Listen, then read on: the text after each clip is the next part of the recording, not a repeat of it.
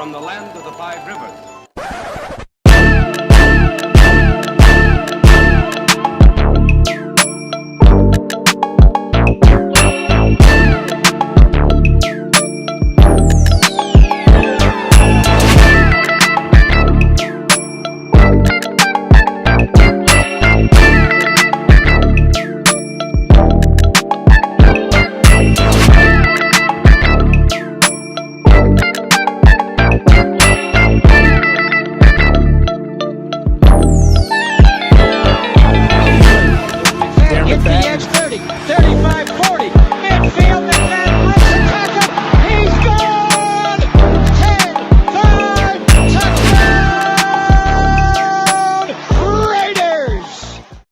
Years ago, when we came to Los Angeles, I really believed that the greatness of the Raiders would be in its future.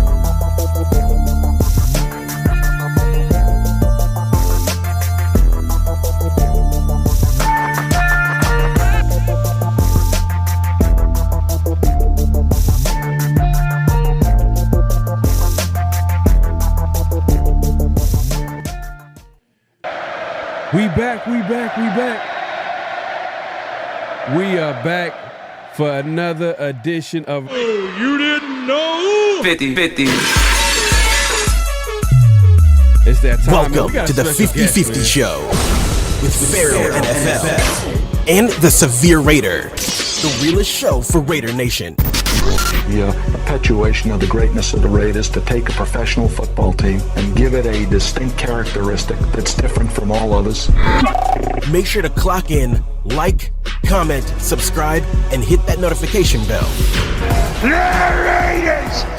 If you haven't already, make sure to clock in, man. The night crew in the building, man. Hey, we got a special guest, man. We got Protect the Shield podcast. Chris, what's going on, man? Appreciate you coming through.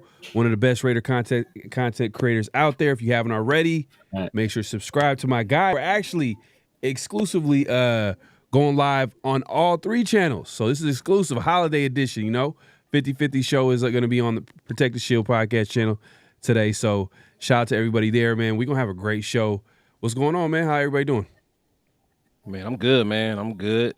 Happy holidays, everybody, man. I'm glad to be able to cook up with y'all, man. No other duo in the building, man. Y'all killing it right now. Oh, man, appreciate it, man. Appreciate it. You're not doing bad to yourself, man, especially you killing the interview game. I'm not going to lie, man. Man, got the interview game in the chokehold, bro. In the chokehold. In Ted DiBiase, the $1 Million Dream, man. I'm trying, bro. I'm trying to do something a little different, man, because you know, man, it's tough being a fan, man. So just going over the performance on the field is tough, man, because daggone team get you so frustrated, man. But it is what it is. Yeah, man, the Raiders won the Tank Bowl. I don't know however way you want to look at it. They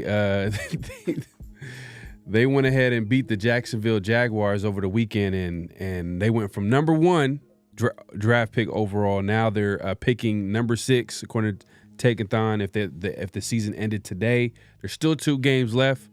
We'll see how it shakes out. But I mean, let's not waste any time, man. But before let's actually salute the people that's pulling up right now. We got Raider Way in the building, man. Hold up, technical difficulties. Hold on one second. He's salute to my guy, man. Appreciate you coming through. Man, we got everybody pulling up today, man. We got Forrest Widow in the building. Appreciate you coming through. And she want to give us a Raiders chant. You know, hey, man,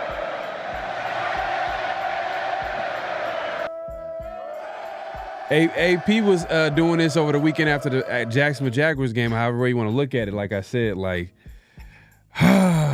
man, do you think you disgusted? Man. But hey, you know what? Let's just not waste any time. Let's just get into it, man. Like, what? Like, did y'all even watch the game? Let's start there. Did y'all watch? Just be real. Like, did you watch the game? I did, man. It was tough, bro, because it was so confusing as a fan, man. But yeah, it was Raiders, man. Yeah. Yeah, man. 'Tis the season to be grieving because we lost out on the quarterback, and much like Chris said, man. You know, like it was one of those situations where you was like, you know, Aiden O'Connell make a play, you be like, yes, no, chill out. It was like, damn, man. So it was one of those situations like, you know, like it was an emotional roller coaster, man, because, you know, like, you know, heart at heart, you want to see your team do well, but it's like, right. You gotta think with the bigger picture. You gotta think of the bigger picture, man. So, you know, it was tough. It was tough. It's like, you know what? Like, no. Like, know what I compare it to? Almost like for people, like I know a lot of people in the fantasy football. Like, if you ever got somebody on your fantasy team that's like going against the Raiders, yeah. And you need them to do good, so you be like, wait, damn, but oh man. So it's one of those situations, like, man. Yeah. I mean, hey, look, you know what? At the end of the day, like I called it too. I said the Raiders are going to win this game, and especially when every game that we've pretty much seen the Raiders play, especially after the bye week, they've been playing hard. They've not been good enough to win games, but then when I seen Aiden O'Connell take over at quarterback, and then there was that KC game, I'm like, you know what? Yeah, they're gonna win one of these games at the end, especially against these bad teams. It is what it is, man. But you know, does this actually buy AP some time? Because now one of the things that made the job attractive to future head coaching candidates, let's say if like, you know, if there were going to be candidates interested in the Raiders job, was the fact that they're going to get a top draft pick and get a quarterback. Now they're not going to get that. Do you roll with AP for another year? Or do you think that the Raiders, it's pretty obvious that they're going to go a different direction no matter what? I mean, Chris, you want to chime in? Yeah, so I think you might have to go with AP. I mean, I wanted to go. I wanted to stick with him anyway, you know, just to get that out there. But just like you said, you know, to be able to attract the top head coach candidates, man, you're kind of dangling that fruit of, hey, we're gonna get the first pick or second pick or so. We're gonna be able to get your hand-picked quarterback, and you can build off of that. A lot of coaches they love that opportunity, but now you're talking about a team that may be at 7th. If we win next week, could be at 10th or even higher. You still don't have a quarterback solution. You still don't. I mean, you look at that offense. You still don't have nothing really at receiver. I mean, you have some, you know, Jacoby Myers. You don't really have a running back. The line is, you know, what the line is. So it's not, you know, the only thing that looks kind of attractive is just the salary cap money. But without us having that quarterback and being able to get him, you might have to roll with AP. So it is what it is. Yeah, and free agency is a mirage today. Like there's not gonna be a lot of blue chip players available in free agency. Usually it's probably like one or two, and sometimes none, because like a lot of these teams, they'll franchise them, they'll give them a big contract right before free agency, and then boom, you're left with kind of leftovers, guys who are like approaching their 30s or the end of their prime, and then you have to overpay, and then they get hurt, and then you know what I mean? It's just like that's why you can't build a team through the free agency. That you can only supplement your team. You don't want to make that your foundation as far as building a team. I mean, Severe, if you want to speak to what the Raiders' options could be possibly if AP's let go. I mean, I've been on the camp for a while where I'm keeping Antonio Pierce. I'm giving him. People hated Josh McDaniels. Even Josh McDaniels got that second year, right? He didn't finish that year, but he got that second year. And I think we should afford AP at least that same amount of time, especially going into it.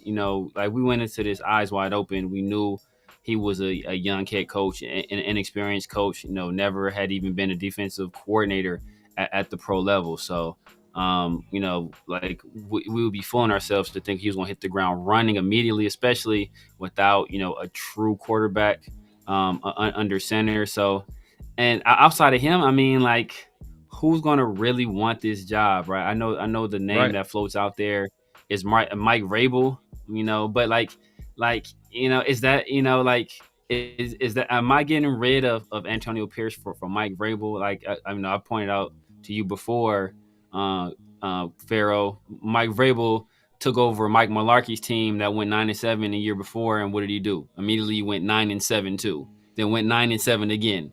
Then I think he went 9-7 a third time, and then they bring over Ryan Tannehill, and then they win like 12 games, and I think he'll win like 12 games again, and then Ryan Tannehill falls off, and then they immediately start losing again. Then they get rid of Ryan Tannehill, and he bottom out and he gets fired. So I mean, like, how much of a difference maker was he really? And then ironic also, around the time they start falling off, what happened? Arthur Smith left and took a job with the Falcons around that same time. So it's like, do I really trust Mike Vrabel to be the guy to run this organization either? Like, not really, man. I'd rather stick with an Antonio Pierce, or if we gotta suffer through another year, then we attack and get a young guy later on. If a young offensive mind later on, if Antonio Pierce proves that he's not the guy for the job. But like I said, we should at least afford him that second year. No, I don't think Mike Vrabel is a bad head coaching option. If you look at it from a perspective of experience, he's been to the playoffs, he's led the team to the playoffs, and he's won without having a quarterback. And right now, the Raiders don't have a quarterback at all. Ryan Tannehill's better than anything we have. He's better than anything we've had. No, he's better than anything we've had, bro. Come on, bro. He's better than anything we've had for a while. He's not good, bro. Tannehill is not. He's better good than anything we've had. He's better than anything we've had. By a wide margin. Nah, I don't know. Him and Carr, him and Carr they're going round for round. Like, it's like, oh yeah. But it's Ali and Foreman. You know what I mean? I think if you give Carr, AJ Brown, and Derrick Henry, he probably does this. He does similar things. Right. So, right. But I'm saying is that, like, they're average QBs. Oh yeah, but I'm saying he's better than anything. I mean, like I said, he's better than anything we've recently we've had. Than Jimmy G, than Aiden O'Connell, than Gardner Minshew. He's better than those guys. Come on. Yeah, he's better. Oh man, but the fact that I got to think about it should tell you a lot about. You shouldn't have to think about it. I have to think about it. They're in the same tier. Regardless, they're in the same tier. Is Tannehill in the league though? Tannehill's not even in the league. He's not even in the league. No, he's not in the league. He's older though. And he's but he's younger than Jimmy G. And look how bad how bad Jimmy G is. But Jimmy G was willing to take that St. Louis, like that's Sean McVay. That's a Sean McVay thing. Like say similar to how Sam Darnold would have been out of the league, but Kyle Shanahan took him on as third string quarterback. Like that's a Sean McVay pet project where he's like one of those guys where, oh, you guys don't think this guy can work? Watch me make him work. And that's one of those like ego type deals where it's like, all right, well, watch him. Say he did the same thing with Baker. Nobody wanted Baker. Baker came in there and whipped our ass, and then Baker went to Tampa Bay, and now he's is legit starting quarterback. But nobody wanted Baker Mayfield. Like Baker Mayfield signed with them like last minute. Right, but you would think maybe a coach like Arthur Smith would pick him up. You know what I mean? A guy who coached him. He probably played his best ball under Arthur Smith. You can make that argument. You would think that, they have that good relationship. He'll probably pick him up as a backup QB, veteran QB, something like that. But he nowhere to be found. So, and to be fair, he played terrible last year. I mean, just watching him play last year, it just felt like he was on his last legs. Yeah, but it is what it is. But yeah. And then when you talk about Vrabel, I mean, he might be the hottest name that's out there. So, like, why would he want to go to the Raiders? I mean, to be honest, I think Vrabel's going to end up at Ohio State. I think he's going to take that. They will absolutely adore him. They already love him anyway. And he's going to walk into 5-star talents everywhere. Yeah. That if I'm Vrabel, I mean he's already living in Ohio because he's coaching the Browns right now. To me, that's a no-brainer if I'm Vrabel. Yeah, it's especially if Will Howard comes. Now Will Howard, is Will Howard a senior, or is he redshirt senior? He's just a regular. Yeah, I think he might be coming back, but even not. I mean, they got the second, quarterback in the, behind Michigan's guy, but. True? They got a dog. Is this true? Not to cut y'all off, man. Is this true? No, I saw that. Yeah, I don't know. I haven't read anything about that. If it is, I'm adding that to the parlay. They gonna get busy on this. Yeah. And I mean, I think somebody's saying that the Ohio State would have fired Vrabel already. I mean, the boosters were already. Yeah, exactly. The boosters were already. They're already lining up their money. The alumni, they're already getting their money together because he can't, like, the second they lost to Michigan when they were like 19-point favorites. It's a wrap. Ryan Day was like look he on the clock. Like they're gonna, I mean, he might come back. If he does come back, they're gonna probably do him like Michigan did John Harbaugh and publicly emasculate him, make him take a pay cut, or make him do some wild stuff like that, and then you can come back. Yeah, I mean, I think, just living here, just all the stuff that I hear, he would have to win the Natty to save his job. He would have to. It's crazy. Yeah, man. We'll see how it shakes out. But I don't, like I said, I don't think, just to bring it back to Vrabel, I don't think he's a bad coaching option. Are there better coaching options? Yes, but if we're being honest, like the Raiders' job is not as attractive to top prospects as we like to think. Like, oh, the Raiders, silver and black. You know what I mean? We got the best colors. We got the best jerseys. I mean, look at our history. Like teams, like Severe, you always bring up this point, and it's a great point, is over the summer, there was that article where, they polled all these agents all around the NFL, and they ranked the Raiders one of the most dysfunctional places second worst, which is bad. It's bad. And who was first? No, Carolina with Tepper. But the reason why it was ranked that, and that's why I said, people, that's what I said. I said this is not me Monday morning quarterbacking or nothing like that, saying after the fact. I said this before we fired Josh McDaniels. I said this, or I said that right at the time, right? Why when we fired Josh McDaniels? This will have ramifications.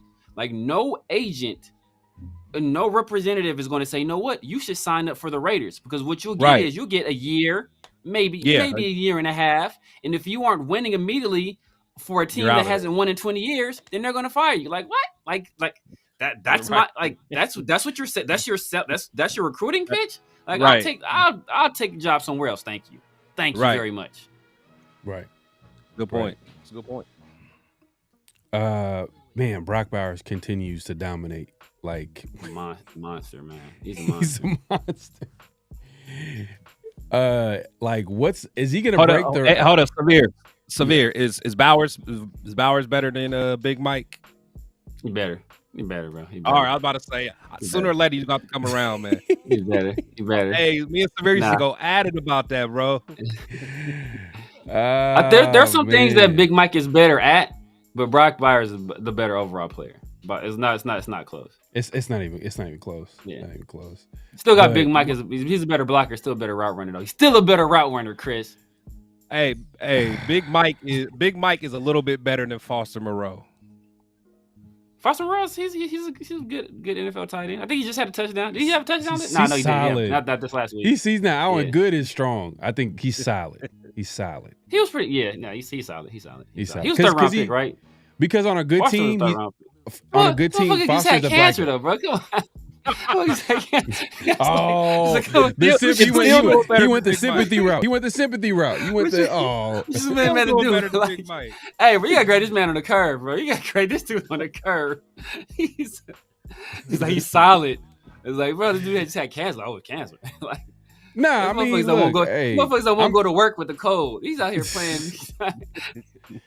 Tommy Eichenberg. Man, like, don't even get me started. Do not get me started. He just threw it out there, just randomly. Do not get me started. Another Ohio State product I don't want on this team. Oh man, but hey, the safety, Palomar, balling. Defensive player, I think he went defensive player of the week this year. AFC, defensive player of the week, man. 2 forced fumbles. Is he the starting safety moving forward for the Raiders, or are we going to be looking for a replacement? Yeah, I think likely, but there's still too many coverage busts on the back end, and he's supposed to be the guy that's making those calls. So, like all these coverage busts, some of them are, maybe you can say it's attributed to like, mental lapses by individual players, but I didn't remember these coverage busts happening last year when Marcus Epps was starting. I don't really remember too many of them to begin this year when Marcus Epps was starting.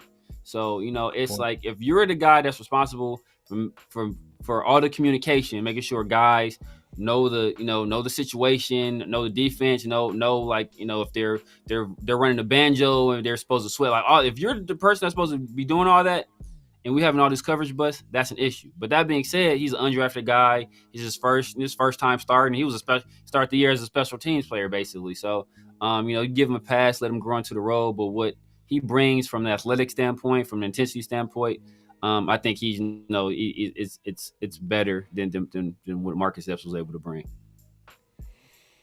Yeah, and I feel like we should bring back Morick. We should find a way to bring him back. I think we can bring him back on a solid deal. We have so much money this offseason. But then I start thinking about, I don't know if y'all seen the clip of Max Crosby from his podcast, kind of talking about his experience of being with the Raiders, and he's talking about how he doesn't have any more guaranteed money left in his contract. I'm like, damn, a lot of that money. Man, they better take care of that. They about to take care of that this offseason. Oh, they got to, but all that $100 million cap space is going to be taking a hit, especially because we got a lot of free agents. We got a lot of free agents. Nate Hobbs, Kuntz. Hey, I'm not gonna lie. I want Chason back, but Chason's a free agent too. You know what I mean? Man, definitely got to get Chason back. We got to, man. He looks like he's on the upward trajectory. He's going up, man. Definitely. So but do we give him a multi-year contract? Maybe another 1-year deal. Give him a 1-year deal. I give him 2 with a team option for a third. I give him 2 at least, bro. You don't want it to be a situation where he keeps getting better and then it's like, all right, now you have me 1 year. Now you got to pay me. Right. Lock him in for 2. All right, and then you give Kuntz 1 year. You give Kuntz 1 year. I give Kuntz 1 year just because of the injury. But Kuntz will mess around and do some crazy stuff. But at least then at that point you still have Chason as a backup. Yeah, the backup. Yeah. Hey, you know what? Is this Telesco and Champ Kelly doing work right now, or is it? Do we got to give this credit to Telesco? Because old boy that we got from that rookie D tackle who was drafted by I think Lalu? originally by Man, Lalu? yeah, Yeah, he balling. Balling. I mean, I think Champ. You can though, say, Champ, yeah. I'm gonna go ahead, Chris. Yeah. I'm gonna say the same thing, but go ahead. Yeah, I'm about to say I think it's Champ because if you remember, Champ's guys has been in place this whole time. You know what I'm saying? Now when Telesco came, I think he still kept a lot of Champ's scouts in place. Like I don't even think Telesco brought all his guys really in. I think a lot of those guys were just a part of Champ's crew. So for him to be able to find some of those diamonds in the rough, man, I'm Telesco probably doing his thing, but I think Champ needs to get a lot of credit. Nah, facts. And we saw it last year. We saw it when Champ was taking over. I mean, it's kind of some of the luster and shine has worn off him. But Jack Jones last year, you saw the impact that he was able to make when we picked him up last year. So I mean, like this is something Champ has done before, and I think that he and like we talk about, man, like these people that are in these higher positions when you're GM, a lot of that is you set out the vision and you delegate. So he has people in place that are doing these things. It's not like him like looking at tape like, oh man, see this guy Chase on? He's letting people, and they bring it to him and then he makes the decision. So the final call is him. So, saying, hey, him agreeing to it, if they make a compelling case and they agree to it, hey, you know what? At the end of the day, you're the GM, you get the credit for it. But I just think with the history of what we saw last year from Champ Kelly, some of the guys he was able to bring in, I think, he deserves some of that credit as well.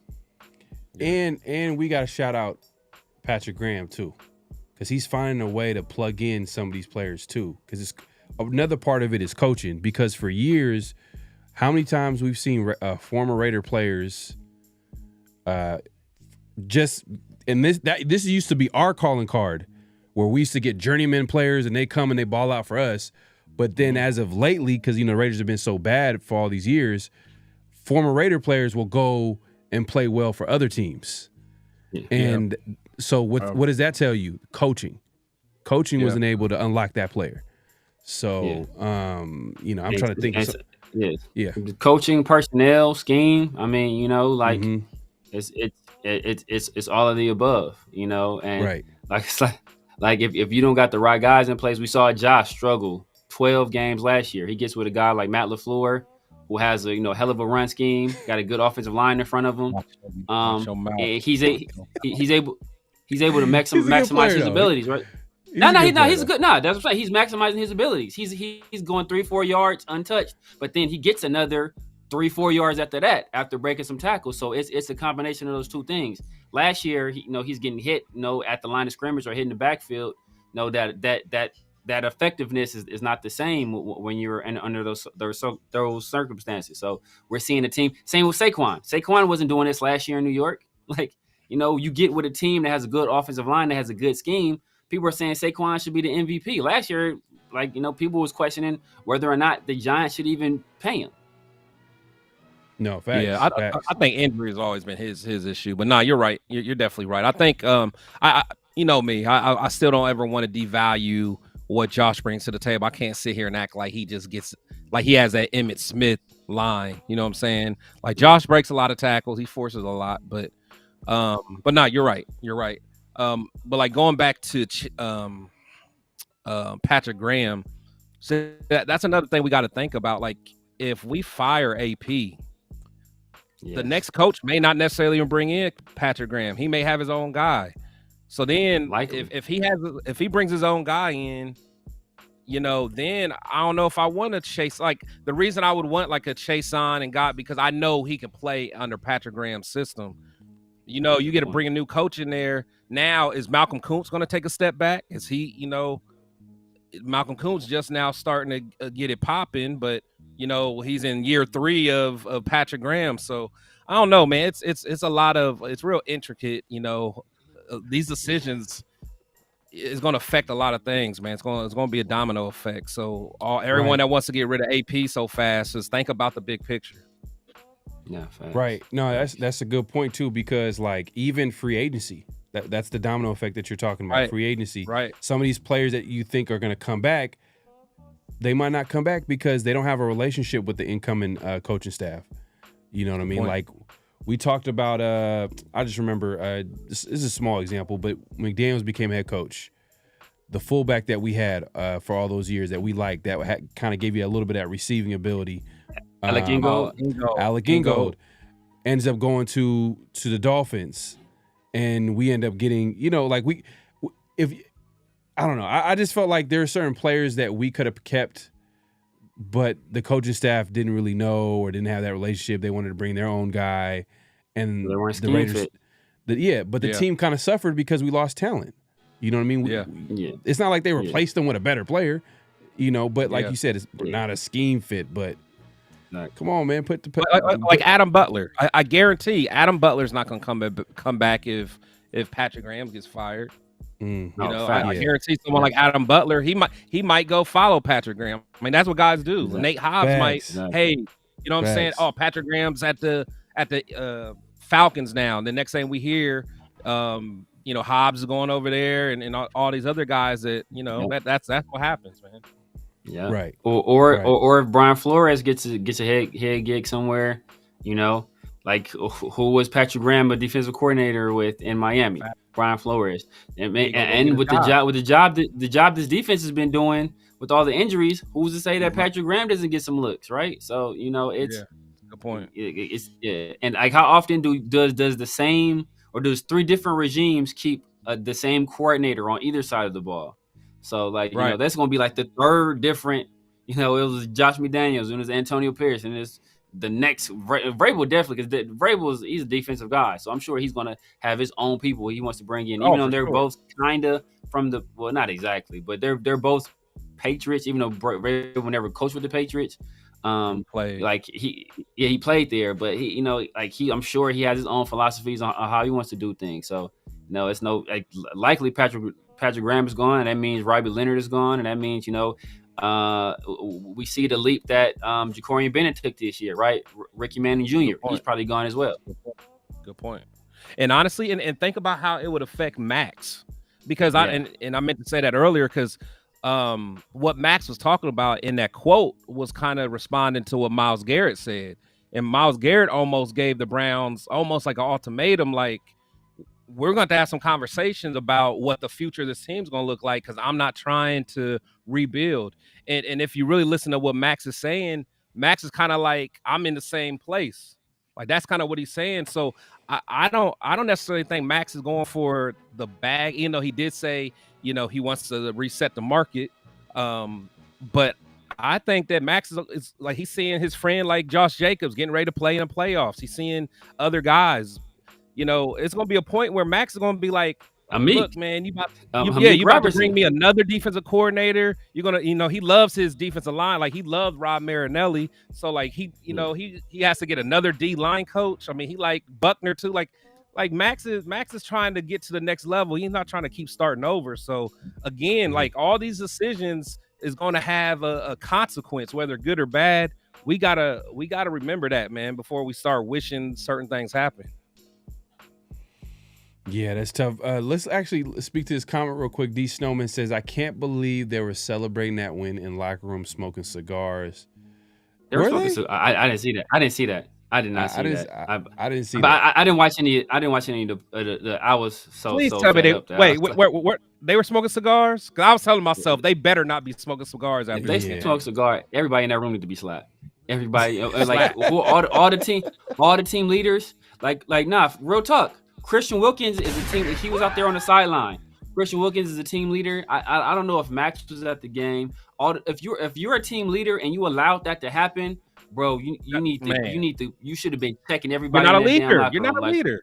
Like what are you celebrating? Like, imagine if I don't even want to bring it, but because I know it's gonna go back to the Mark Davis thing. But imagine if they did some shit like that with L. Davis as the owner. Bro. Al Davis would have kicked in the locker room door, cussed every single person in that room out. Right. Everybody out. Like, he ain't going for that. Like, bro, what you celebrating a 3-win season? Like, nah, bro. It's like when the team is down 3-0 in the playoff series in basketball.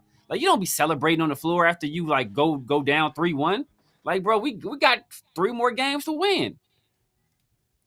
Do you remember what Hugh Jackson said on my interview when he was saying I forgot what game it was, but it was like a special game, and Hugh Jackson after the game wanted to give Al Davis a game ball, and he was like, "What the hell is this? I only want one ball, and that's a daggone one that's on top of the Lombardi trophy." He was like, "Get this shit out of here, man." It was like, I don't care about this game ball. Like, what? There ain't nothing to be happy about, man. I want that Lombardi. Imagine Al Davis walking in and seeing them. Man, that's crazy. That's crazy. Yeah, man. I got if that happened, man. Because like I know AP said in the presser. I think the presser on Monday, not after the game, that he saw like Mark Davis was celebrating and he ain't seen him that happy in a while and that excited. Like, bro, like. That look, I pray that was off for show. Because Mark Davis know we lost that first pick. I think Mark had to know the camera was on him. Look, I gotta make this look good. I gotta play it up. But like if I was owner, I'd be like, look, man, like we need a quarterback, man. We need a quarterback. Damn, they're celebrating. Celebrating. I'm not seeing any cigars. The Raiders media ain't really pushing that out there. Yeah. So yeah, this is the first time I heard it, so I doubt that it happened because I was thinking to myself, it better not. Yeah, well, if that happened, yeah, I'm not seeing that, man. But if it did, though, that'd be strange doing it on a 3-win season, and the Raiders is playing pretty bad all season. But yeah, man. Hey, look, at this point, but look, let me ask you this: is this scenario where the Raiders can have a great draft in that they don't necessarily have a top 3 pick, but they pick the best player available, Tom Telesco special, and we get a QB. And we go after a QB in the second or trading up into the first. Is there a scenario where you would be like, you know what, hey, it could end up being a pretty good draft? Is there any player that you can think of at that QB spot that can really help where it can make it work, where the Raiders can make it work? So for me, I'm all about, at this point, I'm all about the best player available, just because all the holes we have. As far as any quarterback, it's a little too early because I'd have to know exactly where we are in the draft. But, you know, like I said, Dart is someone that I'm interested in seeing more of just because his athletic ability, his size, you know, his time with Lane Kiffin, you know, it leaves a bad impression, just that Florida game he had. But, you know, I just got to watch more. I got to watch more. I got to see what, you know, my guy from Oregon, you know, I got to watch him more, you know, when the big lights are on in the playoffs. But yeah, at this point, I'm not necessarily looking for a slam dunk at quarterback. You know, I know we have to get a bridge guy. We have to get a guy that we're going to develop, but this is not going to be a quick process to find our guy. I mean, Severe, I know you're high on Shador and Cam Ward especially, but the Raiders just won this weekend and they're picking 6 overall, and there's a chance they're not going to trade up and get their guy. And if that happens, they take the best player available at number 5 or 6 or whatever they finish with, right? And that could be that wide receiver from what I think was from Arizona, I believe. Arizona. Tedero McMillan. Or that D tackle from Michigan. I'm not sure if he's going to be there at 5 though. Mason Graham or 6. Yeah. He might not be there. He'll probably be there at 5. I think Will Johnson might go over him, depending on how people feel. Depending on team needs. We might take corner. We might take corner if we're picking at number 6 and the quarterbacks, all the top 2. I would say the top 2 quarterbacks are taken. Will Johnson would be nice. Will Johnson is a dog. Will Johnson is a dog. Pair him up with JB. Right. Nice young for a while. Right. Boys that can. Right, and then because you got to question are the Raiders going to be bringing back some of these corners back? Like, Nate Hobbs, is he coming back? Even though we would want him back, but then at the same time, do you offer him a deal when he keeps getting hurt almost every year of his career?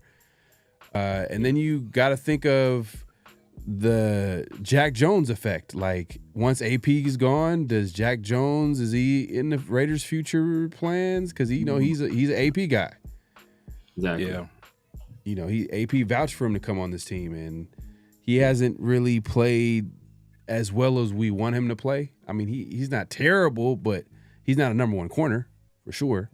Nah, he's not. And plus, you gotta almost babysit him. Unfortunately, Exactly. like Marvin Lewis. I mean, AP kind of put Marvin Lewis on Jack just to kind of keep him reeled in and stuff like that. So, a new regime is not going to be dealing with that for a guy that's not really performing to up to par. Now, it'd be different if he was out there playing like, Sauce or somebody, but you always on camera getting beat on a double move or something like that.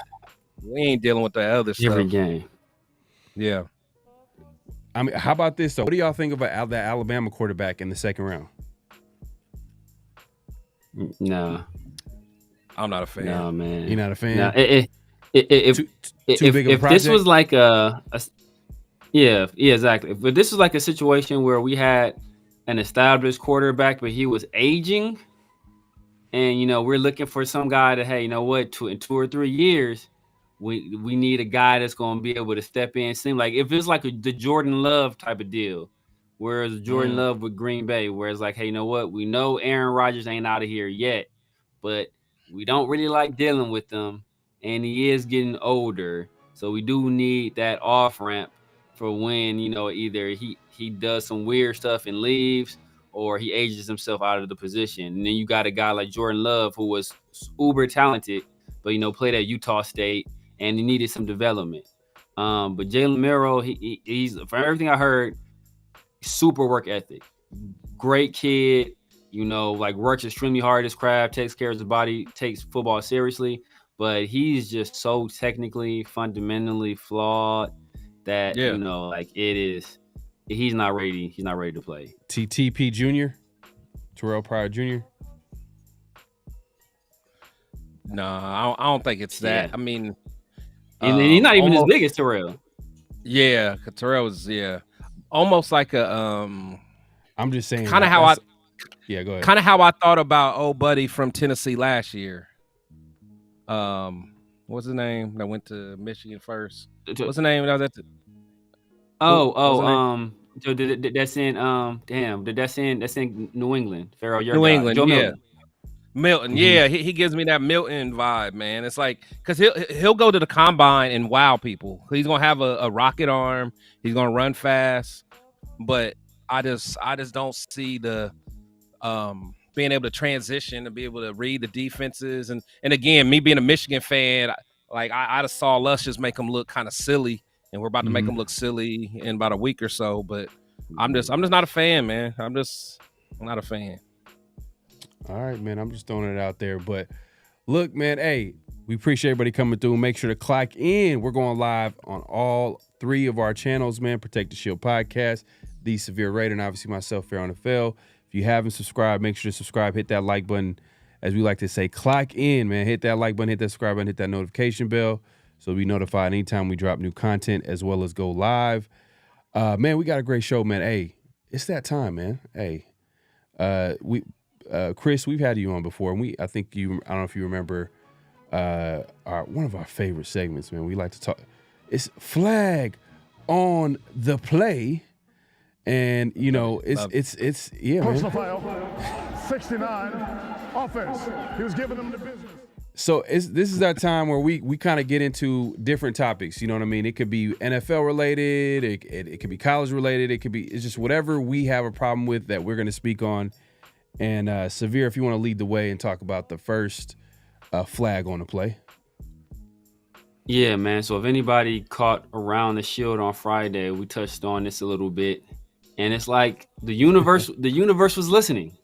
Yeah. The universe heard our cries, and they answered. And everybody's the hot topic has been Travis Hunter and his girlfriend / fiance, I guess, and their relationship. And it was revealed that she had been in some very precarious situations with other men, and it was coming to light. And as a result of that, Travis, who had been basically making the rounds, whether it be on IG, whether it be on these other podcasts, defending her, he recently deactivated his Instagram. And it's a guy selling merch off of this girl now, man. They didn't turn capitalist off of this, man. So it's crazy. Yeah, man. I look.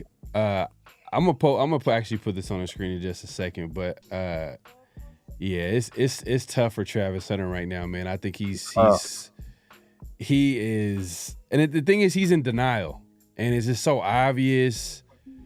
It's just like, man, and the thing is, like, she's doing things that are like obviously disrespectful, and like he's not controlling the situation at all, and things just keep coming out, and it just keeps getting worse. Like even the ceremony, the fact that she'd even like get up, and it could have, it's funny, like you could probably give her, no one wants to give her benefit of the doubt. Maybe she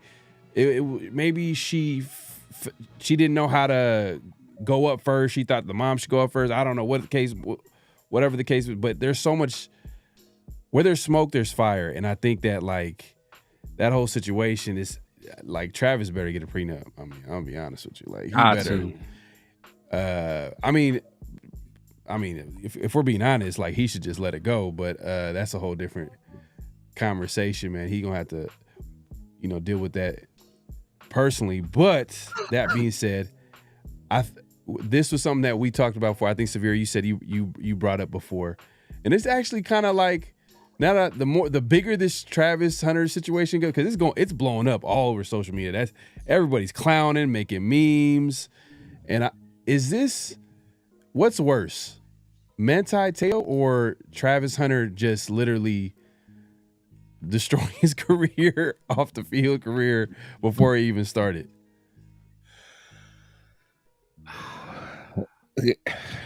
What? That's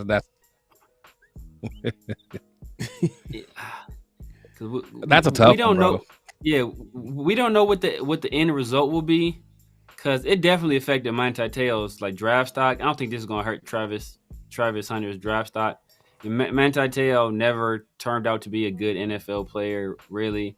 Was he drafted by Tom Telesco? I believe he was drafted. But the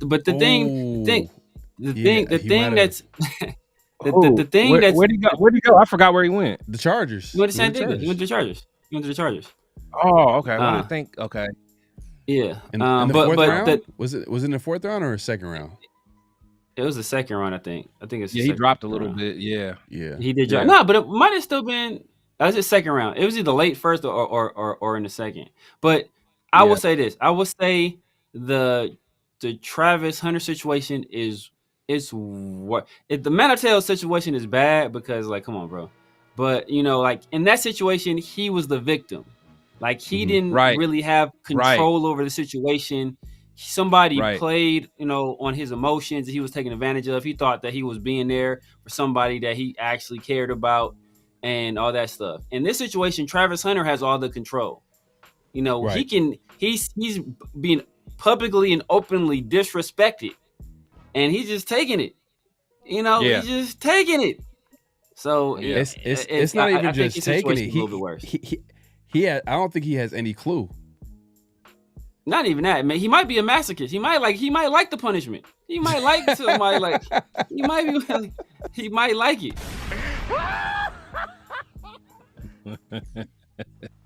Yeah. He said he called him a Matt. Damn, man. Hey. I mean, that's the thing. But the thing with Te'o is, he was a victim. But then once he kind of got word of what was going on, he knew he was in too deep, and he kept like playing along. Like he kept, because there was a certain point where he kind of knew the vibes, and he was still playing along. Well, Chris, early on, because we talked about this before we went live. Like you said that there was a little bit of you kind of giving his girlfriend benefit of the doubt? Like, what was it? Like, what were you? Yeah. Well, that was before I really knew too much about it. I just remember, just whether it was like last year, like I would watch some of his like videos or whatever, and he would be like out on the little farm fishing, and she was right there with them, and she just seemed like a good, wholesome girl that was like supporting his dreams. And I'm like, okay, he got him a good one out there fishing with him, like. So, but I didn't know too much about her, but now I didn't know she was popping it on a handstand, the night before while he waiting in the car. So I don't know, man. Yeah, man. Nah, Travis is second week in a row, man. Flag on the play, but I think he might be honorable mention at the very least, like every week until this whole situation kind of like calms down. Because the way the internet is rolling right now, they're finding clips from 3 years ago, 5 years ago. He just said worse. He was quoted to say, Dez Bryant been cooking him. Like Dez Bryant been on Twitter. Oh, former Cowboy receiver. What happened? What'd he say? Cooking him. He just been the memes he's putting out there about it. He's cooking him, man. Cause he tried to reach out to him like, little bro, like, you know what?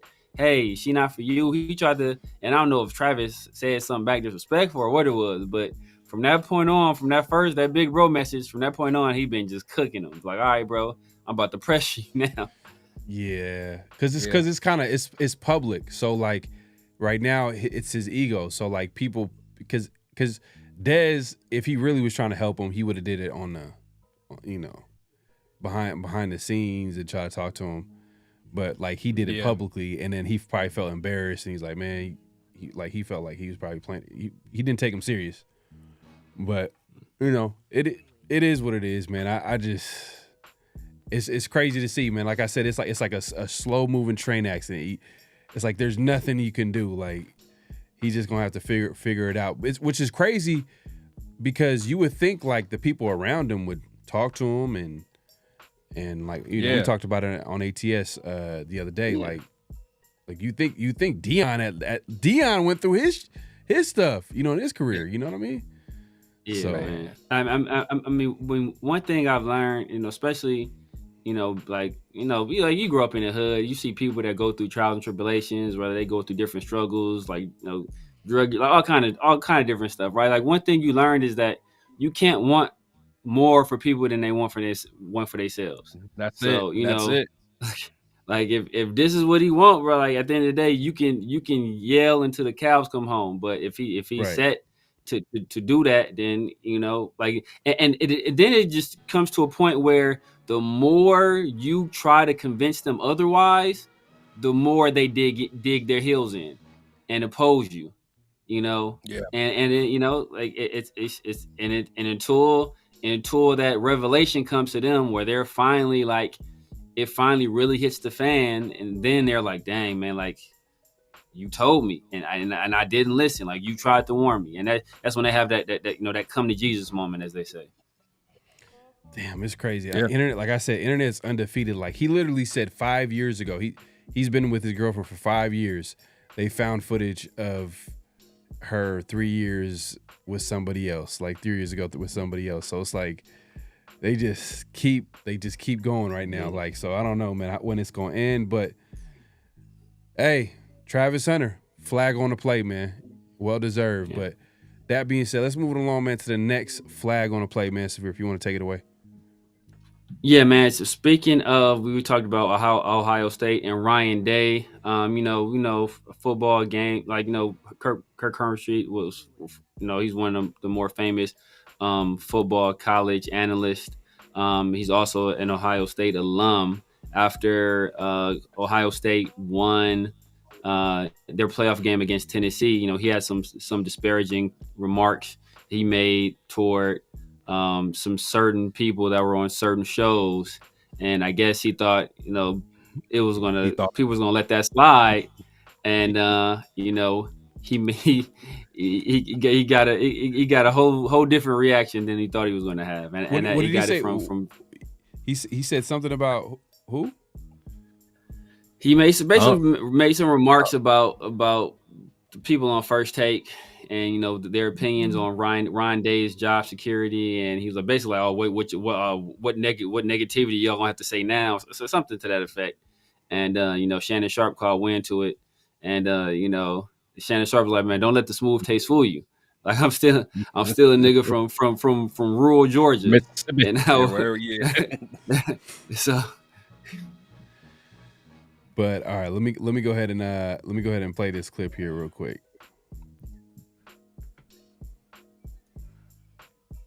Even though I'm gonna let it slide. I'm gonna be a good teammate. I'm gonna let it slide. Everybody's at ESPN because had you not taken the route you taken, I would have lit their ass up. But I'm gonna let it slide. You know what, guys? Congratulations, Ohio State. You won the game. But hey, if we're gonna be on the same team, if we're gonna work for the same network, don't do that. Kurt, Chris Fowler, I promise you, if you ever mention anything, any platform that I'm on again and talking about, I wonder what they're gonna say in negativity, I promise you, ESPN ain't got enough bosses to keep me off y'all for what I'm gonna say. So I'm gonna let y'all slide today. I'm gonna turn it over to D.O. before I get myself in trouble. But don't play with me. Go ahead, D.O. Talk that talk, Unc. Go ahead. Yeah, man. Look, hey. Ever since Unc had a piece of Michelle, man, he been on the tear. He been on the tear. He ain't playing. He ain't playing with none of y'all. He ain't playing at all. But I will say this: he was very clear because he was like, he said, "Ain't enough bosses to keep me off of you." Then he said, "What I'm gonna say." He made sure he cleared it up. He's like, didn't want you, he didn't want no Karen situation. Yeah. But you think he probably wanted to say something else? I'm sure he's feeling some other kind of ways about it, but Shannon. He's not gonna do nothing. Yeah, He's a millionaire. Shannon Sharpe probably got the. He's way too successful. He's not gonna risk nothing as far as exactly. This is like basketball players trying to be gangster. You know what I mean? Like, nah, come on, bro. Like you making millions of dollars. Like you're not a boxer, bro. Like just nah, but I think there's something more there because I guess. I was trying to find the clip. There's another clip where it was a little more recently where they had actually spoken and Kirk had apologized. And what's funny is that Shannon was talking about it. He's like, yeah, man, I talked to Kirk. No, it was a misunderstanding, yada, yada. He explained to me to what he said and he apologized. He's like, and I spoke my piece. He never said he apologized. And then he low-key reignited it again. It was like it started going in on him again after they had already spoken and apologized. So I think there's something more there. I don't know if he think it's some situation where he think Kirk's trying to sun him on some Kirk and Chris Fowler trying to sun him maybe on some racial type stuff, or try to pull a rank on him because they've been at ESPN longer and do some stuff like that. I don't know, but it seems like there's a little bit something more there. Beneath the surface, but yeah, like you said, Shannon, he might have the biggest podcast, especially especially in terms of interviews. Only thing I can think of really that's bigger right now is Joe Rogan's. Outside of that, man, he's top 5 biggest podcast for sure right now. For sure, bro. Yeah. He's like his interviews almost. There's a high chance it's getting at least 1 million views. Real high chance. Oh yeah. The Cat Williams done 80. Yeah. But that's what that's the Cat Williams broke it open. Now he's in a stratosphere of if you on there and you say anything remotely funny or you're talented or whatever the case may be, you're gonna go viral. Or at least, it's crazy. He's doing numbers for sure. Yeah. He's doing numbers for sure, man. But yeah, man, that wraps up this week's Flag on the Play, man. If you guys have any flags on the play, make sure to hit us up on social media. Either myself, Severe, or around the shield. Just send a message. Let's let us know, and we'll shout you out if we end up putting it on for Flag on the Play. But that wraps it up, man. Make sure to click in, hit that like button, hit that subscribe button, hit that notification bell. Cool Kev says the Raiders' job is still better than the Jags and Giants' job. Giants got the number 1 overall pick. Yeah, and I wouldn't. And they got And it's a big market, Giants. But Giants, I ain't gonna lie. You gotta think about it this way. You make one mistake in New York market, they are gonna go for the kill. They're gonna try to get you on you. But But I don't know. Raider fans is crazy too. We'll Yeah. If you do something we don't like, if you walk funny, you're like, you're not a Raider. Man, exactly. They like Russell Wilson wasn't a Raider, but somehow Aiden O'Connell is a Raider. Like, I don't even get started with that. But I would say this about the Giants. The Giants they're going to have their quarterback because they're going to end up with the number 1 overall pick. So they got their quarterback of the future. They also have their running back in Tom Brady. So they already have two of the triplets. Then they have Malik Neighbors, who was the second, who's going to be one of the best wide receivers in the league. So and then they have a stalwart defensively as well in Dexter Lawrence, and I think he's younger than Max Crosby as well. So they have a young defensive stud too. He is. So they have pieces there. So that's going to be a more attractive job in my opinion, especially since you're going to have more job security as well. Damn, hey, people in the chat need to calm down. I might have to block this dude, man. This comment is crazy. Oh my god. What'd he say? I ain't gonna say that. I got it. You gotta send it in the group in the guest chat. I can't even type it, bro. I'm not even gonna type that. Damn, it must be bad then. It must be bad. All right, for sure. So I don't even want to know it then. Man, this just trolling at its finest, though. Trolling at its finest. Yeah. It is what it is, man. But yeah, man, we got everybody pulling up, man. The chat is going crazy. I'm trying to keep up. Appreciate everybody commenting. Berendo says AP should have tanked for Sanders for a rookie deal if Raiders can't afford free agent QB at $40 million. Okay. Now, hey, I'm not gonna lie, man. I hope Tom Brady doesn't go into, because he's going to be part of the decision making moving forward. We know that. Like, it's Mark Davis is literally saying everything in every way that just tell us that Tom Brady is going to be part of the Raiders franchise, picking a QB, yada yada yada. And one of the biggest, news regarding QBs was the Atlanta Falcons. They end up benching Kirk Cousins, and now we're hearing that they're going to cut him. Yeah.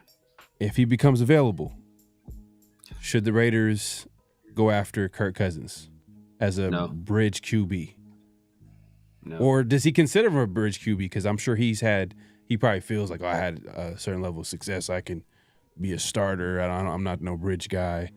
Like Minshew would accept a bridge QB because he gets a chance to start. Cousins, he's been starting for, I don't know, for a while now. Like, he can go to another team. Yeah.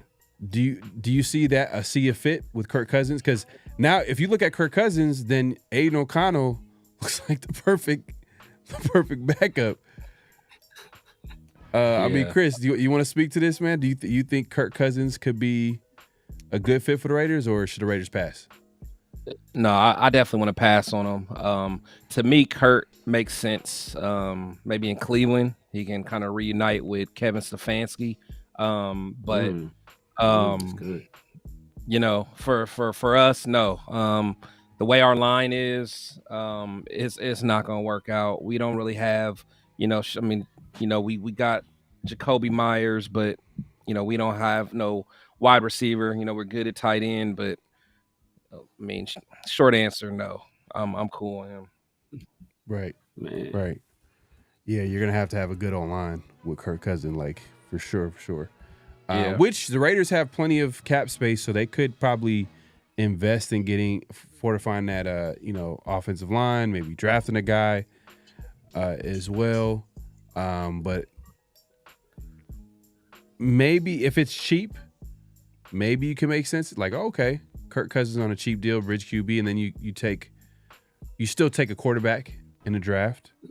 This Kirk Cousins has Gandalf and Dumbledore as his agent, bro. These dudes is working some cheap, wizardry. Ain't nothing finna come cheap. Ain't a damn thing coming cheap. Oh man, facts. But that's a fact. That's a fact. That's not coming cheap. Yeah, especially the way that teams are desperate for a quarterback. Like, if you look at the quarterback class, if Kirk Cousins gets cut, you can make an argument that he's the number one quarterback available. You can make an argument. Probably Darnold, just based off the success he had this year. Recency, yeah.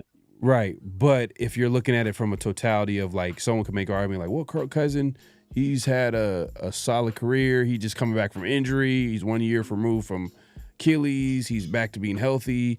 Put him in the right system. Someone can make sense and be like, you know what? Kirk Cousins would be a better bet than a Sam Darnold who played with an elite play caller and yada, yada, yada, yada. You can make all these types of excuses of why Darnold wouldn't be a guy that you want to invest a big time contract with, right? So there's a possibility because, hey, if you look at the quarterback class, it's terrible, man. And the Raiders, if they're picking number 6, they might get nervous and be like, you know what? Our chances of getting quarterback ain't slim to none. They did it with Minshew. They went into the season with Minshew as a starter. Yeah, Minshew is the starter QB. So, and then we still got people out there. We still got people out there that are maybe interested in what's Buddy's name from Detroit, the backup, Hendon Hooker. Yeah, so there's still people like him out there. But I don't know, man. By a trade, yeah, something like that. It's tough though. Like when it comes to those types of trades, like as fans, like when we watch, like we're like, man, but why don't the teams make a trade? But it's really about like relationships, man. Like GMs are not going to make that risk unless like they know that player, like they were in the building. So for example, like let's say if we had like a Telesco, he's still going to be the Raiders GM, but just for hypothetical reasons, right? Let's say if Telesco was let go and we got someone from the Detroit building, like an assistant GM, you could connect the dots and be like, oh yeah, there's a good chance that maybe Hendon Hooker could come to, you know what I mean, or even a coach. Let's say if Ben Johnson, he could just push for a Hendon Hooker. Yeah, but that's just how it works, man. I wish teams could just really just take that risk and like just know like, hey, this player is talented. Sometimes they do it, but they won't do it for like guys like Hendon Hooker who've never started an NFL game for sure.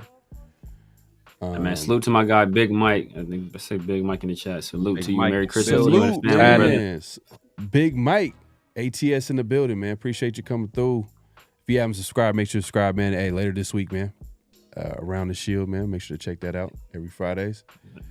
But yeah, man. Hey, let's move along, man. We got the notable quotables coming up. Sure. Severe, if you want to lead the way, man, and I'm gonna go ahead and set up this clip. So as we all know, we screwed the pooch and we won. And after the game, in his Monday presser. AP was asked directly about the feeling of the fans going over the number one overall pick, and he answered that question directly or indirectly. And then the next question I was asked, he kind of went into a little bit more detail about his thoughts and feelings about people upset at us winning that game. All right, hold on, let me put this clip here. And this is Antonio Pierce. Yeah.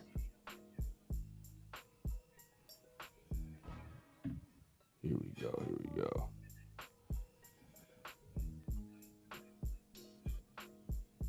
Yeah, he pays. Damn, I didn't even see that Travis Hunter thing that you sent me. Oh yeah, it's crazy. They're selling T-shirts. Yeah. Oh, you dudes, hey man. Man, that's hilarious. Ain't nobody out there more money hungry than the black man. What one of those screens? Oh, bro, they be quick. Bro. They be same day. Same day, yeah. Same day. But here we go, AP.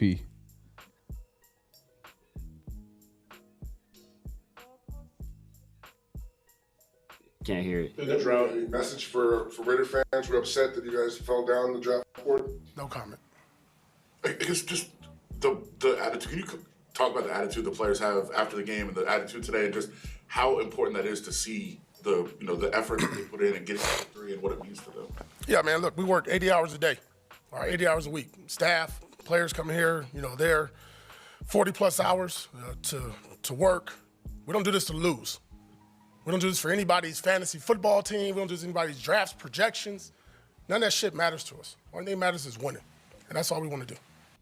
That's right. Message for it's funny though, because when they asked him, I think it was like after the game, post game, there was a clip of AP, right? And they asked him about and they said they asked him like, how do you feel about the Raiders losing out on the number 1 pick? Oh, ask Tom Telesco. And it just sound a little personal. It sounded a little personal when he said that. Yeah, just a little bit, man. Just a little bit. But what are your thoughts on the clip, Chris?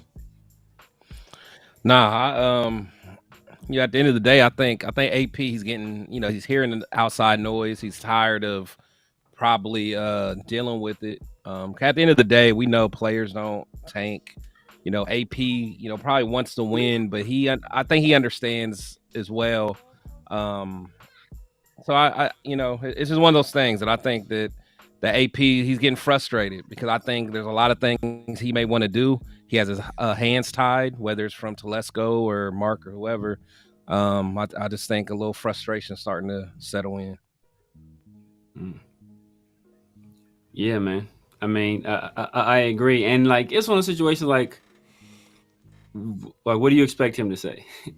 As we talked about on Friday with my brother Big Mike, salute to Big Mike, man. Appreciate the super chat. But as we talked about on Friday with my brother Big Mike, I'm fighting for my life.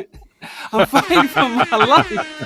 So, he out there. Man, I gotta get that clip, bro. I'm gonna get that clip by next fighting for his life right now, man. So it's one of the situations where, like I said, that there's like oftentimes in these situations there might be a disconnect between what the front office wants and what the coaches want, right? The coaches, they have tunnel vision. They're thinking about here and now. They're not thinking about they're not thinking about next offseason, this next draft. They're thinking about Sunday, right? Their preparation Tuesday through Thursday is to get ready for Sunday. That's all they think about. They're not even thinking about the next opponent, none of that stuff. They're looking at Sunday. And Tom Telesco, he's not afforded that same short-term view. He has to think of the long term. So I'm pretty sure him as a GM looking at the long-term health of this organization, whether that be personnel-wise or fiscally, right? Like you think about the difference between paying the quarterback in free agency or drafting a rookie quarterback that's going to be in a rookie deal under team control for 4 years, and then you pay him after their 4th year, and then you still get that 5th cheap year before the big money kicks in. So fiscally, he's looking at that as well. Like, we're going to save all this money and we're going to be set up better in terms of personnel. AP can't afford to look at that. He has to look at how can I win games on Sunday. So I'm not mad at him. I'm still mad that we won. Don't get me wrong on that, but I'm not mad at his approach.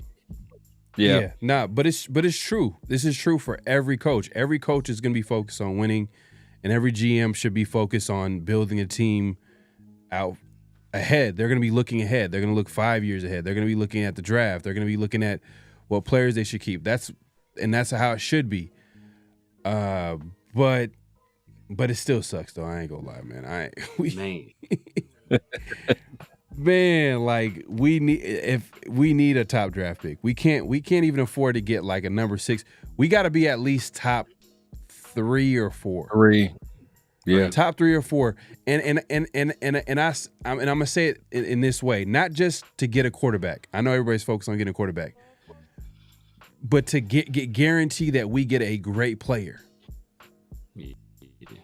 You know what I mean? Like, because there's a chance that we could be at number 6 or look, number 7, Tyree Wilson. I know Tyree Wilson hasn't been the player that we envisioned, but y'all got to remember he was the backup option. Like, they didn't have Tyree. They were going to draft Paris Campbell, offensive tackle, who smartly the Arizona Cardinals traded up in front of the Raiders to take. So, you know what I mean? Like Tyree was the kind of like, okay, you know what? We can't trade back, or for whatever reason, they didn't want to trade back. None of the deals came on the board, and they just end up taking Tyree. But we heard all the reports that, you know, they wanted quarterbacks. They wanted they wanted to get that corner that they ended up going to the Seahawks. You know, that Nate Hobbs teammates. Witherspoon. You know what I mean? Yeah. But I just don't want it to be a situation where we like, man. But Telesco, Tom Telesco's special, man. He's gonna go for the best player available, and he's not gonna mess that up. But man, sometimes that doesn't work, man. Sometimes if the building is not 100% all in on the player, then it cannot work out, man. Because Tyree, that man, I'm not gonna lie, man. What do y'all think of Tyree so far? I mean, Chris, I know he's gotten a little bit better. He's gotten better. I will say that he has. He's still. I mean, he still has that same, you know, the same bull rush. He's trying to learn his little swim move. You know, he's trying to get it right. Yeah.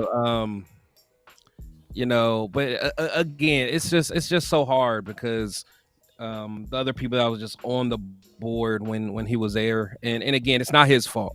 You know, just like it wasn't Cleveland Farrell's fault. We just reached for him and we whiffed. You know, the best we can do is hope he becomes a mid player and just kind of go from there. But you're right. You know, having to get him at 7, I mean, that sucks.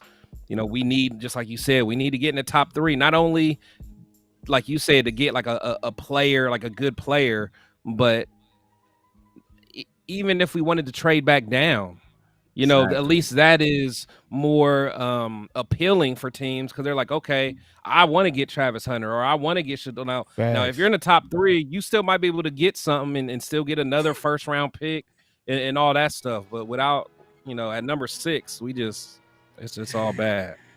Yeah, I don't think this is not going to happen, but that'd be hella funny if Travis Hunter just slid. Just because of that'd be crazy. That would be they're like, crazy. This game goofy dude. The girls in Vegas will be just waiting for Travis. Oh man! Oh my God! Oh, the girls of the night. like what Birdman? That Birdman meme. Man! Yeah, oh yeah. Walking up, man. Yeah, man. Hey, but real quick, man, we gotta acknowledge this the right way, man. My guy Big Mike Raider with the super chat, man, says Merry Christmas to my ATS brothers and my main man Protect the Damn Shield. Y'all have a blessed one. Hey, my guy, man, supporting as always. Yeah, we're gonna be doing this this Friday, I should say, man. Episode Around the Shield. Make sure to check it out, my guy Big Mike Raider. If you haven't subscribed, make sure to like the thumbs, man, and subscribe to my guy Big Mike Raider, man. Fire content. God knows his stuff for sure, man. But yeah, go on. What was you about to say, Severe? Yeah, man. I totally forgot, man. You know, my ADD is I'm about to say that bad boy gone. ADD is kicking me. It kicked me dead in my forehead, man. That ADD life, bro. That thing been gone. Man, gone. I looked at a comment, everything I had in my head is through.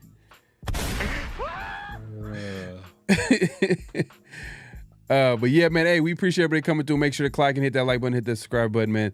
The chat is going crazy, man. We'll try to get into the chat real quick. Super Omicron, man. I'm trying to catch up, man. There's so many comments. He says, I remember they tried to lure him with the I remember that. Oh, talking about Manti Te'o. Oh, Manti Te'o. You know the thing about Manti. It's okay if you are. It's a safe space. You're right. Hey, did you see the documentary? Did you see the documentary? The Manti Te'o documentary?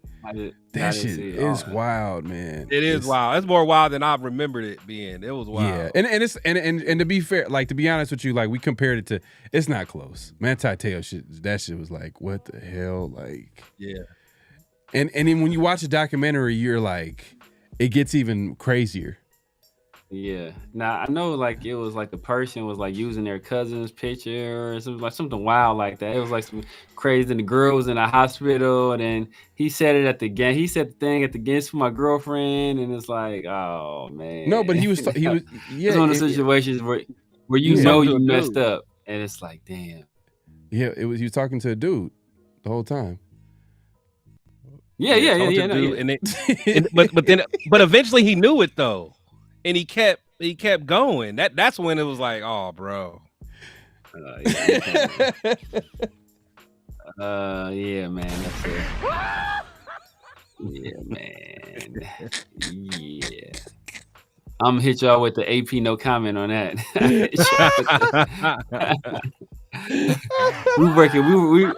I've been working 80 hours a day. I mean a week.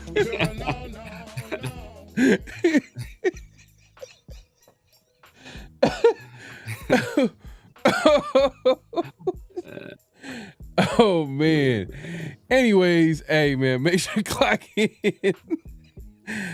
Oh man. Brendo says Sanders may bring his dad. Deion Sanders OC would be needed. Agree. Yeah, I don't want Deion. Yeah, definitely don't want Deion. Deion, like, come on, man. Just really... like, I don't want Shiloh.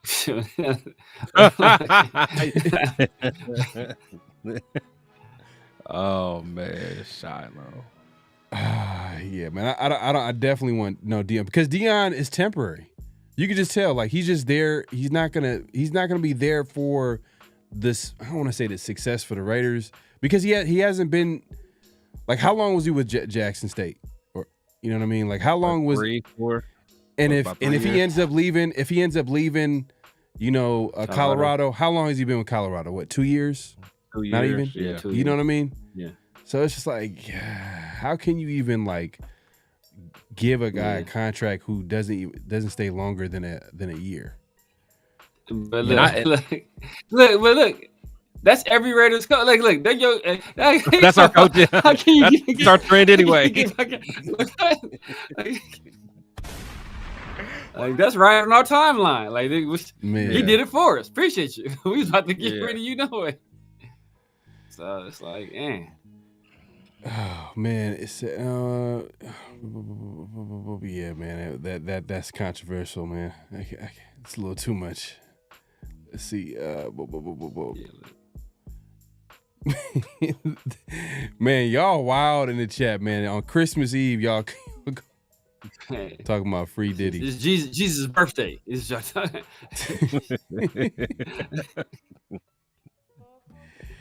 yeah, man. Let's actually moving on to the next notable quotable. Let's go here. If you want to give the intro, Severe, before I set it up. Yeah. So as we all know, Michael Penix started this past week for the Atlanta Falcons. Former MVP for the Atlanta Falcons, Matt Ryan. They brought him on. CBS brought him on to talk about Michael Penix's performance. Toward the tail end of the show, they also talked about some of the backup quarterbacks that started games over this weekend, and their prospects of being potential starters in the future. And I think this speaks to the narrative that a lot of Raider fans have. I'm speaking to you, New England Boosters Club, that Aiden O'Connell could somehow be our starter in the future, and I think it'd be some interesting. He made some interesting comments, especially from a guy that's a pocket passer. You would think that he might show him some grace. That was not the case. Just quickly here, we saw a bunch of backups around the league this week, whether it was DTR, whether it was Mason Rudolph. I think you can even throw like Aiden O'Connell in that mix. Are there any backups that have impressed you in any way, shape, or form this season or this past week that make you think that they could be starters down the line, if not for their teams, but for others? Of those three guys you mentioned, I don't think so. And, watching them yesterday, I thought DTR moved around pretty well. Completion percentage was fine, but, turnovers are tough. I think Aiden O'Connell listen, I thought he played well yesterday, but I don't think that changes their opinion of what they need to do at the quarterback position moving forward. And then, Mason Rudolph, again, I think is a backup. So I think all of these guys kind of play to what their role is. It's not a knock on them. It's just that's just how I view it. I don't think any of those three did enough to sit there and say, this guy deserves a chance to be out there, pulling the trigger week in and week out for a ball club. Just quickly. Yeah. Okay. Well, he didn't say anything that was breaking news, but this probably is going to break a lot of, or I won't say a lot, but some Raider fans' heart when it comes to AOC. They think that he could possibly be a franchise QB, yada yada yada. I mean, Chris, man, do you think that do you think AOC has a chance of being a starter? I mean, he's starting currently, but what I mean by a starter, I mean like a team kind of like, giving him a chance and starting an entire season. No, absolutely not. I'm probably the last person to ask that. I mean, I've been on record saying that he's going to have a worse NFL career than who would I say? He'll have a worse NFL career than Gardner Minshew. He'll have a worse NFL career than Jimmy G. He'll have a worse NFL career than Brian Hoyer. All three of those, a worse NFL career.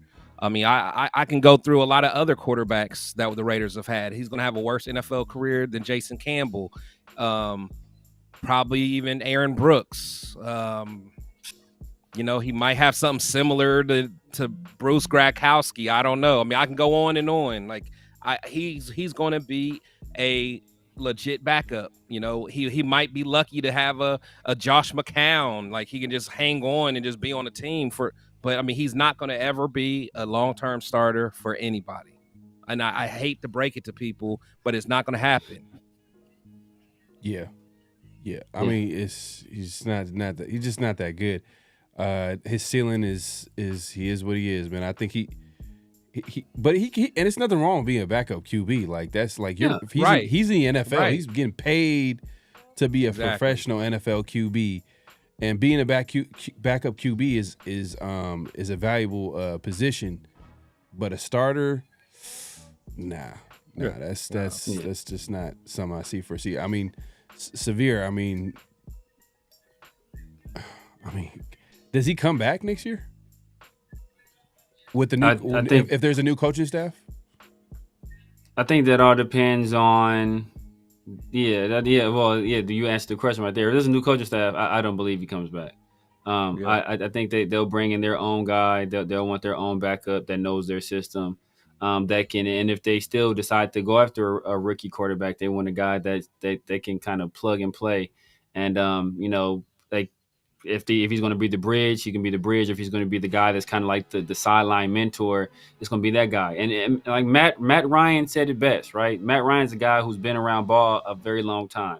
He's been a guy. He's not one of those guys that's overly he's not a guy that's overly talented, not like super athletic, not a crazy arm. He obviously wasn't a runner. He was a guy that played from the pocket and had a lot of success doing it. And he looked at Aiden O'Connell and said, "Yeah, bro, you're not starting material." So, for some reason, these Raider fans keep looking at him and thinking he is, and I think that's just by comparison, like compared to what we've had, he's probably, like I said before, he's probably the second best quarterback that a lot of these players have seen. The last right 20 or so years, right? Like, that's sad. You're right. It's Carr and then probably him. And Jason Campbell and Bruce probably had a little bit higher upsides, or a little bit like better moments. And then even maybe Matt McGloin had a game or two where he's like, all right, remember that's another guy. Remember, people were like, oh man, Matt McGloin could be our guy. Yeah. Matt McGloin could be our dude. And it's like, we keep wanting these Rudy type characters to I'm tired of hoping these little engine that could, no, these little engines, they can't. They can't. Yeah. So stop hoping against hope. Right. Right. Old school says he's not ready yet, but he is developing. So keep him in the room. But we should go after someone who can extend plays and tough enough to get us those 3rd and 2s in short yardage plays. Hey, man. Hey, that's where the league is going, man. We got to get someone that'll be able to buy some time, use his legs, especially in the red zone. I think that's red zone and short yardage we're gonna get so much better if we get someone that's mobile enough to get those first downs, but at the same time accurate enough to hurt the defenses in the intermediate part of the field, throwing deep shots and all that good stuff. Something that we wanted in Michael Penix, who, I mean, hey, talk about it real quick, Severe. I mean, you said you were watching the film on Michael Penix this weekend. How do you look? Man, Michael Penix looked legit. Michael Penix looked legit, man. He showed poise, he showed toughness, he showed command, he showed an arm. Like, man, that boy has an arm that is, it's just, I mean, it's one of those people I just like, you saw Ray Allen was a guy, I can watch Ray Allen shoot jumpers all day. I just love the way Ray Allen shot the ball. Sure. And that's how it is with Michael Penix throwing the football. I could just watch him throw the football, man. It's just, it's just a sight to behold, man. And he's a guy that went out there in his first start, the team, and they did what he's supposed to do against the bad team, right? He blew the doors off those guys. And you look at the stats, and that's what the stats can be deceiving, because if you look at the stats in this last game, right? Look at Aiden O'Connell's stats. Look at Mac Jones' stats. You would say, like, oh man, Mac Jones outplayed Aiden O'Connell. But if you watch the actual game, you saw that Aiden O'Connell on Sunday was by far the better player. So if you look at Michael Penix's stats, you'll say, oh, he didn't have that great of a game, didn't throw a touchdown, he had an interception, but just actually watching him play, he's a guy that is their future. He is their franchise quarterback, no questions asked. Absolutely. New England Raider boosters, he's defending himself here. He says, I always complain him to be a bridge for whoever we draft to be ready. But in order for a bridge to work, you have to be able to walk across it successfully. So it's like you can throw a bridge out there and say it's a bridge, but if you're gonna fall down as soon as you step on the bridge, then it's not really not a bridge. Yeah, he got to be solid enough to start, and basically Aiden is not that right now. Maybe he's meant. I'm looking at his comment right now. I think maybe he meant mentor. He said he never said for him to start, so maybe he doesn't mean a bridge. Maybe he means a mentor for the young guy, which I can see. I can see that if you want to be a mentor, and that's only if Antonio Pierce sticks around. But the thing is, I don't think that. But I don't think. I mean, would you want Aiden O'Connell mentoring the rookie QB? Yeah, because not like he knows. I mean, because he's had a new play caller. Both. So it's not even like he's in a system. I mean, but I think that Raider Booster, if I remember correctly, he don't want either quarterback. I think he wants Travis Hunter. So I don't know. He wants Travis Hunter. Yeah, if I remember right. So I don't know who he's talking about, who he wants to mentor. I mean, he might have to let me know, but that's what I thought. So I don't know. I may be off on that. And for everybody that wants Travis Hunter, like, what position would you want him to play? Because obviously he's gonna have to play one. And then I know he's played both in college, but he's gonna be playing baby daddy. That's a position he's gonna be playing. Hell no. Oh man, my bad. A little train. What's that? I think somebody had that meme of Jameis Winston. He's like, he has another obstacle to overcome, and I'm gonna be there. Oh man, that's wild. Damn. Kyle Pitts he's trash. Yeah. Is that what you're saying? Oh, he says, as a Falcons fan, we need to get rid of Pitts. Wow. He's not it. Coming out of college, I like Pitts, but I've been watching a few of their games. He's not who I thought he was for sure. Yeah, what is he? What is Kyle Pitts? Is he like a more of a He's not a He's starting all caliber. all athlete, no football player. So he's a great athlete. But he's not a good football player. It's like the one interception Penix threw, Cal Pitts had it in his hands and dropped it. It was like he would have been down like the 1 or 2 yard line. If you dropped it out of his hands, went right into another guy's hands. Yeah. Well, now Pitts has no excuses now because a lot of it was like, oh, he's played with Desmond Ridder at quarterback, and he hasn't really had like good quarterback play. Didn't he have Matt Ryan for a year? Was that his rookie year? That's the year he put up 1,000 yards. Only him, Bowers, and Ditka have put up 1,000 yards in their rookie years at tight end. So he came out like gangbusters. He did. Yeah, man. But that's interesting, man. But Pitts, man?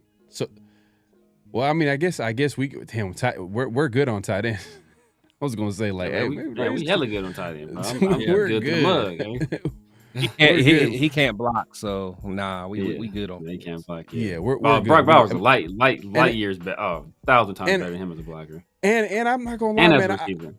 I think Michael Mayer is a better player than what we're seeing right now. Like, I agree with that.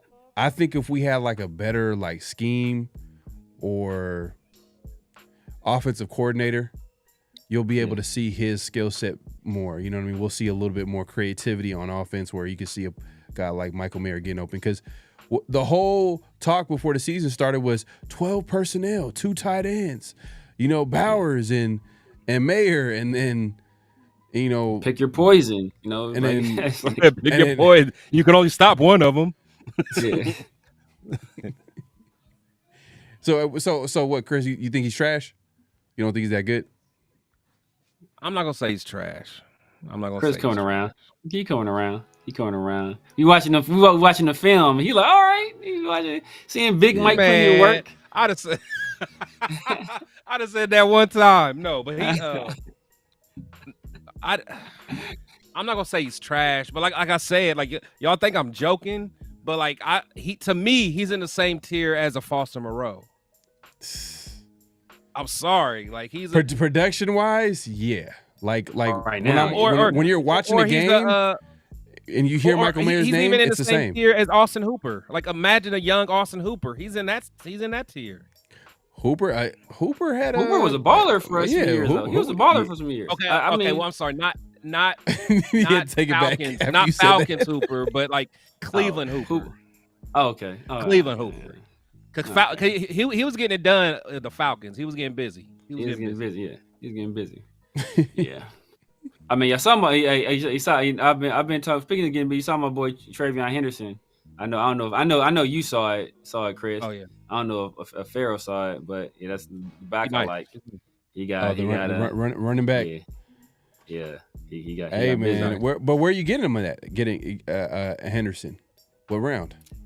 I don't know. I'm not taking any back before the 3rd round, honestly. So, to be honest with you, he's one of them guys.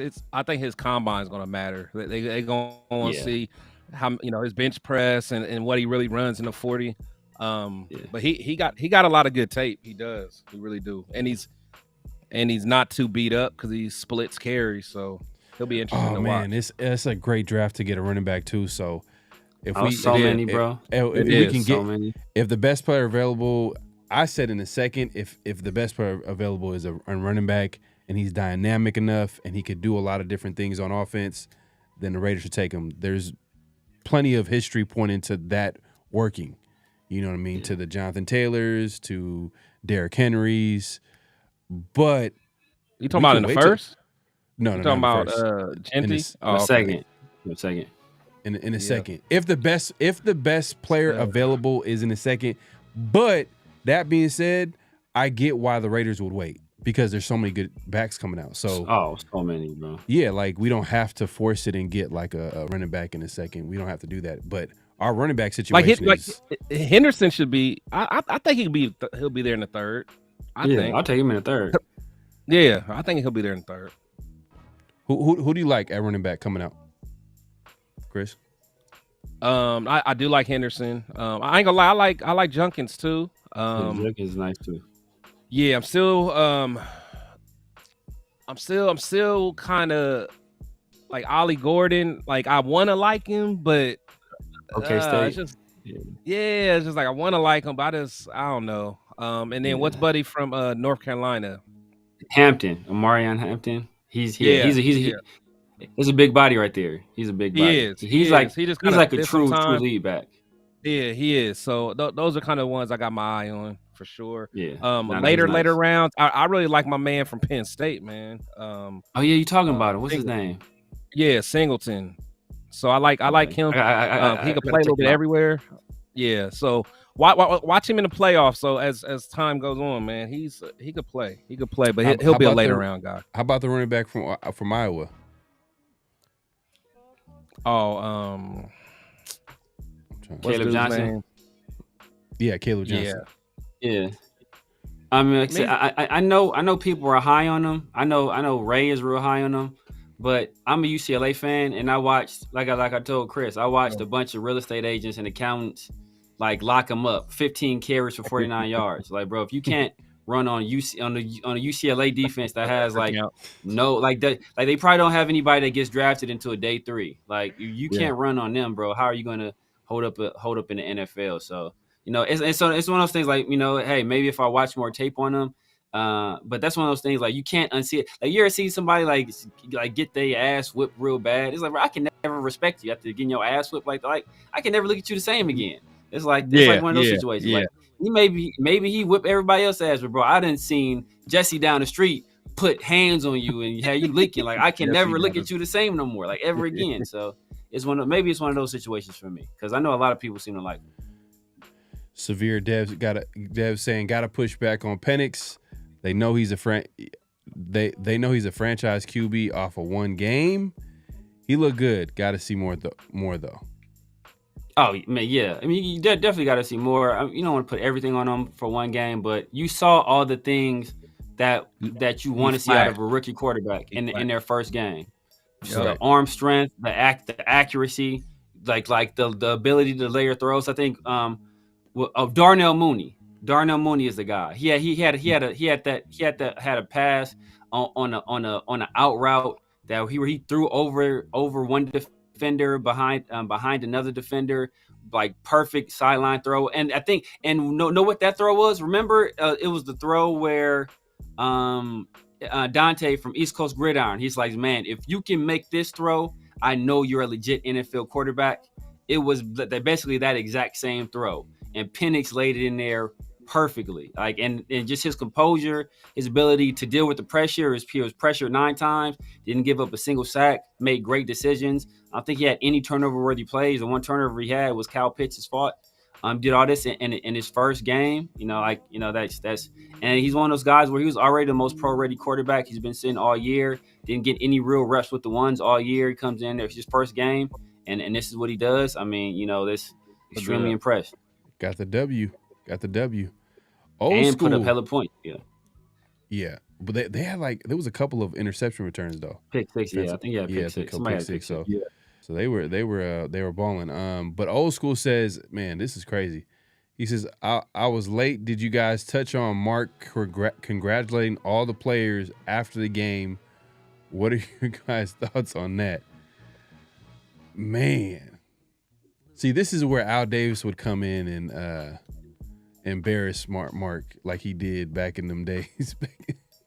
I don't know if you heard of these stories, but there was a story back in the day where Al Davis would embarrass Mark in front of everybody, like crazy, But that's a whole different conversation for another day. But I mean, what are your thoughts on this, man? Do you guys agree with this? Does this make any sense for Mark to be congratulating the Raiders getting their 3rd win in a season where his expectation was for them to be competitive? It's like he has to. On camera, he has to. Because wasn't there a report that said that, before the game that he expects the Raiders to win out and stuff like that. So it's like he can't renege on that. I really don't put too much into it, because you know, as an owner, you don't want to show that you're upset that we won the game, but but like if they were doing all that extra stuff with like the cigars and stuff, then yeah, I definitely wouldn't want to see it. But as far as the owner showing some pleasure on camera about a win, I don't know what else he could really do. My guy, East Coast Gridiron in the building, man. Make sure to follow my guy, man. This guy knows his stuff. He says rule number 1 of 12 personnel is you need a consistent running game. I was A for OC. We needed 11 and 12 a lot. But yeah, no, I agree. I agree that the Raiders didn't have a run game this season, like 100%. Like, and that probably affected them running that 12 personnel because if you can't run the ball, like teams are already gonna know that you're gonna pass out of it because you got Brock Bowers and you got Michael Mayer and all these other weapons that you're trying to use and take advantage, like all those one-on-one matchups, right? So, I mean, what would be the first course of action that you would want to if in improving the run game? Like if we're going into offseason, because right now, like there's 2 games left, Raiders season is over. We're going into the offseason. Like one of the biggest things they need to improve on is their run game, right? In my opinion, what would it take to improve it outside of getting a running back? Dylan Parham needs to get investigated for point shaving. Dylan Parham is an op. He's an inside spy. There's no way. I mean, that is Brandon Parker's little nephew. He needs to be investigated. So that's the first thing. We got to get us a right guard. Not now, but right now. Right. Wow. So the Dylan Parham, you're done with it. It's over. You don't want to continue this. It's not coaching. He's just not you don't feel like he's a starting caliber. Put it this way. At this point, I would potentially, I mean, not #SS, but like just, a real fan. Right. I would try Andre James at right guard before putting Parham back in there. That's where I'm at. That's where I'm at, man. Parham gonna get somebody hurt. That's wild. Yeah, I mean, it's been bad. I am all the way done with him, man. It's bad. Parham, like I said, man, Parham, he did all he could to lose that game, man. Parham was out there. Parham was out there trying. I don't know if Parham knows Shador. I don't know if Cam. If he got some people that he got a bet on the Raiders taking the quarterback in the first round or what it is, but he was doing all he could to make sure he lost. Parlay. I'm trying to look at the 2025 NFL free agents and who are the best available at running back or at guard, offensive guard. Man, we see what that guard market looking like though, man. It's gonna Trey be Taylor. Trey Taylor's available unless like somehow, some way, KC figures out a way to hand out another big contract to these players on offense. You know what I mean? Like so, but Trey Taylor, man, like make a divisional opponent weaker. Yeah. We take a chief. Yeah, make him into a Raider. We got to give him a bag to come. Yeah. Look. I'm not. Look. When we were having our best success, that's when we spent that money on Rodney Hudson, and then we turned around and we gave Kelechi Osemele a bag as well, and that seemed to be the recipe. So right now we got all the money in the world. We literally bought a line. Yeah, we got the money. Take care of Max. Take care of whatever little free agents we have, and then let's go big game hunting. David says fire Mark Davis. He just want to let us know, like fire Mark Davis. But real quick, man, before we wrap it up, man, we got to get into what's real, what's not. Real quick, man. This is where we say a statement, and you guys react as well as us. Let me go move this out the way, man. My bad, Chris. And we react with the statement. You guys react if the statement is real or not. And the first statement here is Raider fans are wrong for wanting the team to lose. Raider fans are wrong for wanting the team to lose. Is that real or is that not? Let us know in the chat, but let's react to it, man. Chris, do you think that's real or is it not? No, I say it's it's not. I feel like any fan that is looking at it from a wide long-term spectrum, you understand. Again, we all want to win. We all do. Severe keeps bringing up an amazing point of winning some of these meaningless games is one of the reasons we have a Cleve Farrell instead of a Nick Bosa or a Quinnen Williams. Just like little stuff like that, man.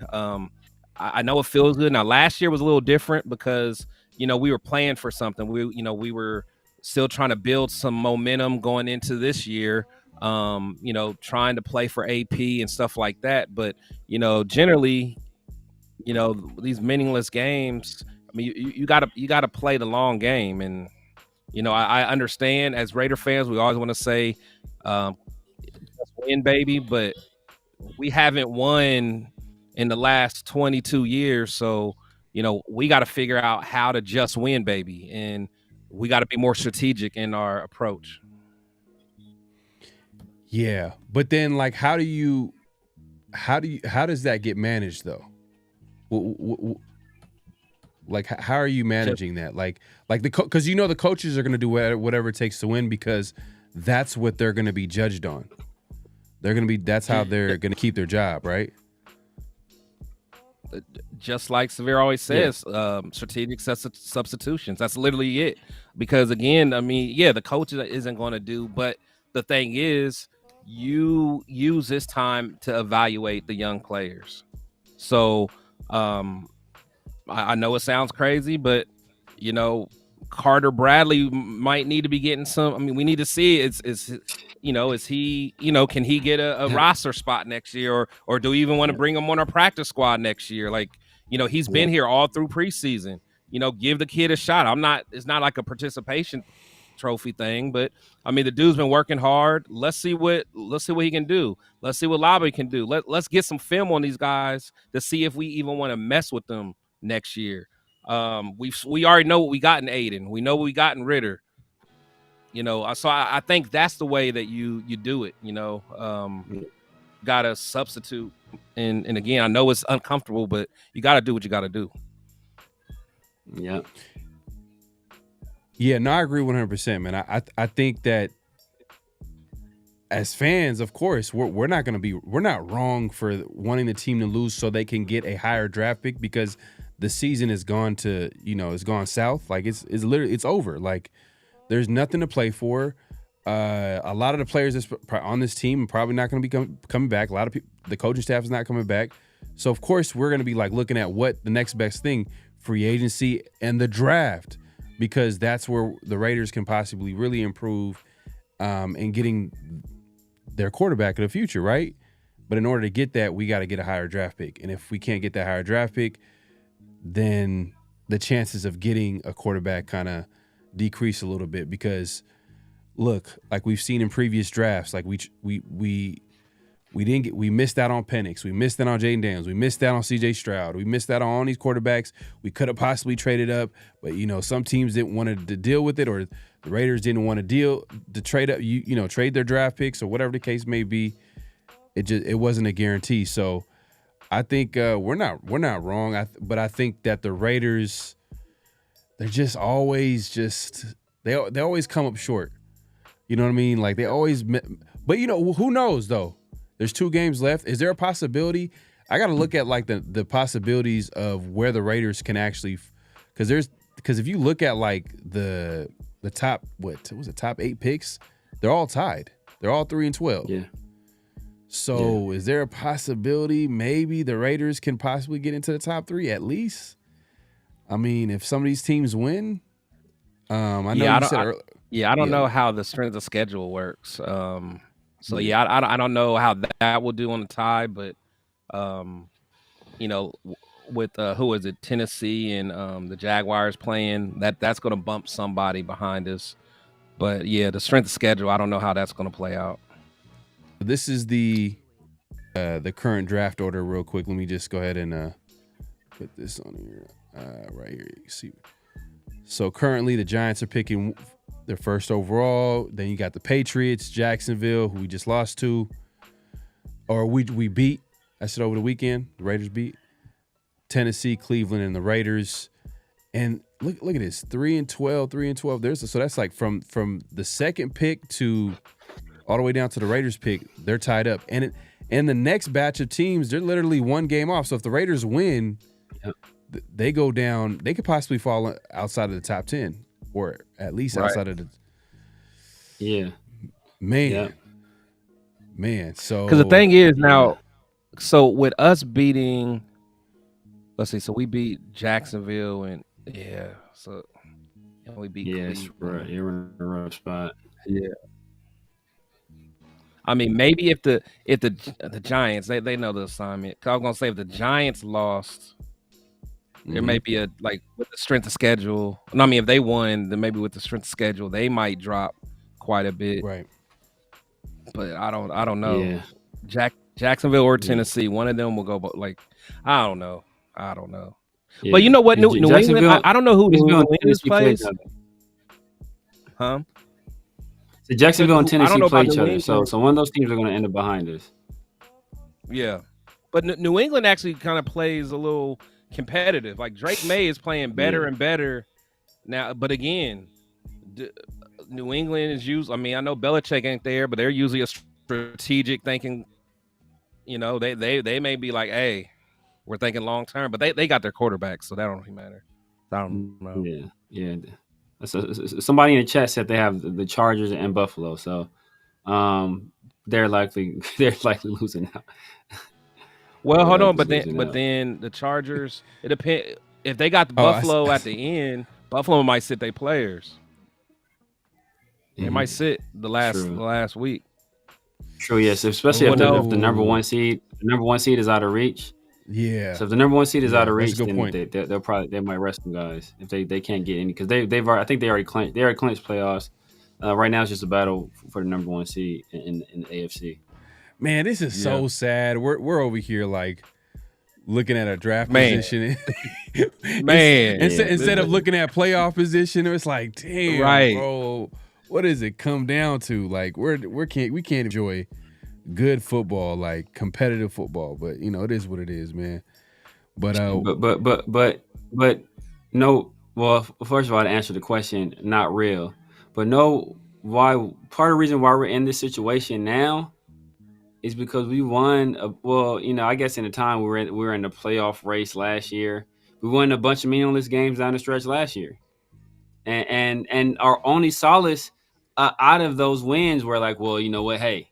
At least we got our coach. Well, now you want this nigga gone. So it's like, do we did? So we got nothing out of that. We got nothing out of it. So it's if we lose down the, we keep Josh McDaniels and we lose down the stretch, we have a realistic shot at a guy like Jaden Daniels or a guy like Michael Penix. Like you watch the performance. Like that's the difference in the impact between player for player. Brock Bowers is probably the best rookie. If you want to say he's the best rookie this year, you want to say he's better than Jaden, you want to say he's better than all these other guys. Hey, you know what? I'll give you that. What has it meant? Jaden Daniels as a quarterback has infinitely more impact on the game. He's throwing passes to Olinde Zacchaeus and De'Ami Brown. Like, do you know these people? And he went and beat the Philadelphia Eagles, one of the better teams in the league. So it's like you can't put a price on that impact. And know what? We tried to put a price on that impact. Washington Commanders looked at their quarterback situation and said, "Nah, we're good. Keep your 3 first-round picks in those 2 seconds. Yep. We're gonna go with a franchise quarterback. We're gonna take our chances on this quarterback." So everybody's saying, "Oh, the draft is not guaranteed." No, nothing is guaranteed. Brock Bowers can mess around and tear his ACL tomorrow. Like same thing with Colton Miller. Same thing. Nothing is guaranteed. You can't. Scared money don't make money, right? If you know you need a quarterback, you go after that position. And that's what we need right now. And until we get that guy, we can have 5 Brock Bowers on the field. and it's not going to make a difference. You know, it's like I think somebody made these. I don't know who made the example, but it's like having a car without a steering wheel. You can have a 454 under your hood. What like can you? Where you going? Where you going if you don't have a steering wheel? Right. Nowhere. Right. No, facts 100%. Real quick, man, your favorite non-quarterback in this draft for the Raiders? If quarterback was out of the question, who would be a player that like we got to get him? If we're not getting a quarterback, we have to get him at 6. I like Will Johnson. Whatever spot that they're in, like at 6. Let's say at 6. Yeah, I mean, like my favorite player coming into this prior to the beginning of the college season, my favorite player coming in this draft was Will Johnson. If not Will Johnson, then Tetaroa, the wide receiver. Yeah. Okay. Who you got, Chris? Yeah, I've always been Will Johnson. To be honest, I might even have to go to my Mason Graham too. You know, I really like Mason Graham is like a more dynamic. What's the name? Braden. What's the dude I liked last year? That went to the Rams. Braden Fisk. Yeah, Braden Fisk. I really like Braden Fisk last year, but Mason is a way more. I won't say way more, but he's a more dynamic guy. So I would say who does Mason Graham remind you of? Is he like a Justin Smith from the 49ers? Ooh, that's kind of a good comparison.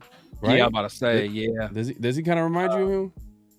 I think he's more. I think he's a little more explosive, though. I think he's more explosive. Yeah, than Justin Smith. More explosive. He's strong. Justin Smith was a monster. But he got that nasty streak like Justin Smith, though. Yeah, Justin Smith was and he don't have to come off the field, so he's a 3-down player. You know, you'll keep him in there for the passing downs, and he can also stuff the run too. So I'm trying to think that Justin Smith's a good one. You know what sounds crazy? Because sometimes he could even go outside a little bit too. I know it's gonna sound crazy, but he almost give me like a Richard Seymour type game. Yeah, because he's quick, he's glitchy, you know, he's twitchy and he's strong. East Coast, okay. You going with the wide receiver too?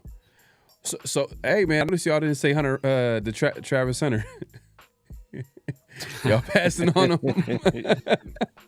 Hey man, he got some other things to worry about besides. He's not a Raider, huh? He's not. He ain't a Raider. Man, it's too many ATMs in Las Vegas, man. I don't want to take that.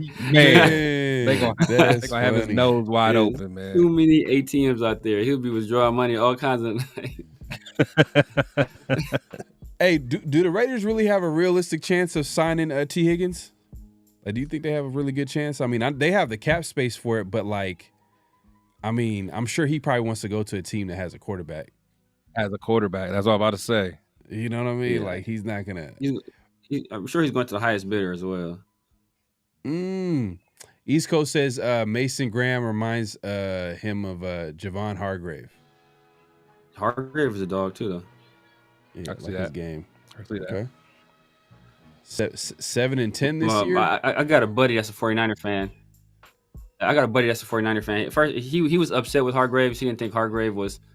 He thought Hargrave was dogging it in the run game, but you know Hargrave he got hurt this year, so he's like low key, and our run defense got worse, so it wasn't him. So. Yeah. Greg says he has a feeling Cam Ward is gonna be he's gonna fall to the Raiders. Yeah, I don't think that's how it works, bro. I don't see that. Yeah. Golly, man, where are these people coming from? Whew. Are these trolls? Yeah, man, it's crazy. Man, where's the mod at? Where's the mod at? Man, let me. Daniel Kim probably sleep. Yeah, I'm gonna have to. Snipe man. But, this one is out of pocket, man. Yeah, that's all I wanted. Like, I saw. That's why I was just checking my chat right now to make sure it wasn't on mine. Yeah, I wasn't on. Yeah. Yeah, he's gone. It wasn't on my chat. So I was like, whew, dodged the bullet. He is gone. Man, I tell y'all, we know that you. He's gone. Oh man. But real quick, one last. What's real? What's not? We are not done, man. Severe, if you want to give the people the last. What's real? What's not? Let me go to it. Let me pull it up. Despite their draft position, the Raiders. So what's real? What's not? You guys know. Despite their draft position, the Raiders will still select a quarterback in the first round of the 2025 draft. So no matter where they're picking in the first round, we fall to 10, whether it's 6, we will find a way to pick a quarterback in the first round. Hell no. That is not. That's not real. That's not real. That's not real. If Telesco's the GM, no, he's not going to be that. He's not going to reach. He's not going to reach. That's just now. If it was Val Davis is alive, May for sure. Somebody. Yeah. If it was John Gruden running the show, like he would definitely figure out a way to trade down. I don't even know trade down. He'd probably pick his guy at wherever spot we had. I know the popular opinion is. Whew, yeah. Now go ahead. You said Al Davis. Yeah, Al Davis would. Yeah, he'll trade half of Oakland Coliseum. Who would be an Al Davis pick? Who would be an Al Davis pick at QB? Believe it or not, it might be Milroe. Honestly, because I would love Milroe. The athleticism. He's crazy athletic. He rocked up, and despite his inaccuracy, he got an arm. He does have a very strong arm. Tedero would be another guy, but we already seen, like Al Davis, like Calvin Johnson was an Al Davis pick, and the one time he didn't go with the monster freak athlete. Like man. Calvin Johnson was the classic Al Davis pick, like height, weight, speed, classic. Yeah. And the one time you don't go with that guy, but he's like, say that goes to show you he's more in love with strong arm quarterbacks than he is with freak athletes. That's why Jeff George kept getting contracts.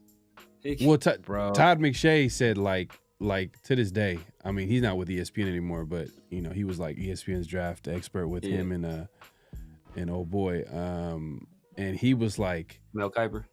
Yeah, Mel Kiper, and I think Mel Kiper co-signed. He's like, it was like the greatest. Mel Kiper, yeah. Jamarcus Russell's pre-draft workout was the greatest pre-draft workout of all time, and he said that years later, even after like people, he was a bust. He was like, it's the greatest. Like he's never seen anything like that. I think he still maintains to this day that it's the best quarterback workout he's ever seen. Like in terms of arm talent, I cannot think of a quarterback that had more just pure arm talent than Jamarcus Russell. But he just had nothing else. Like he had nothing else. Nothing. Yeah, nothing. When he threw that ball sitting like 80 yards, sitting down, it wasn't even on a knee. It was sitting down. Like it was over for Al.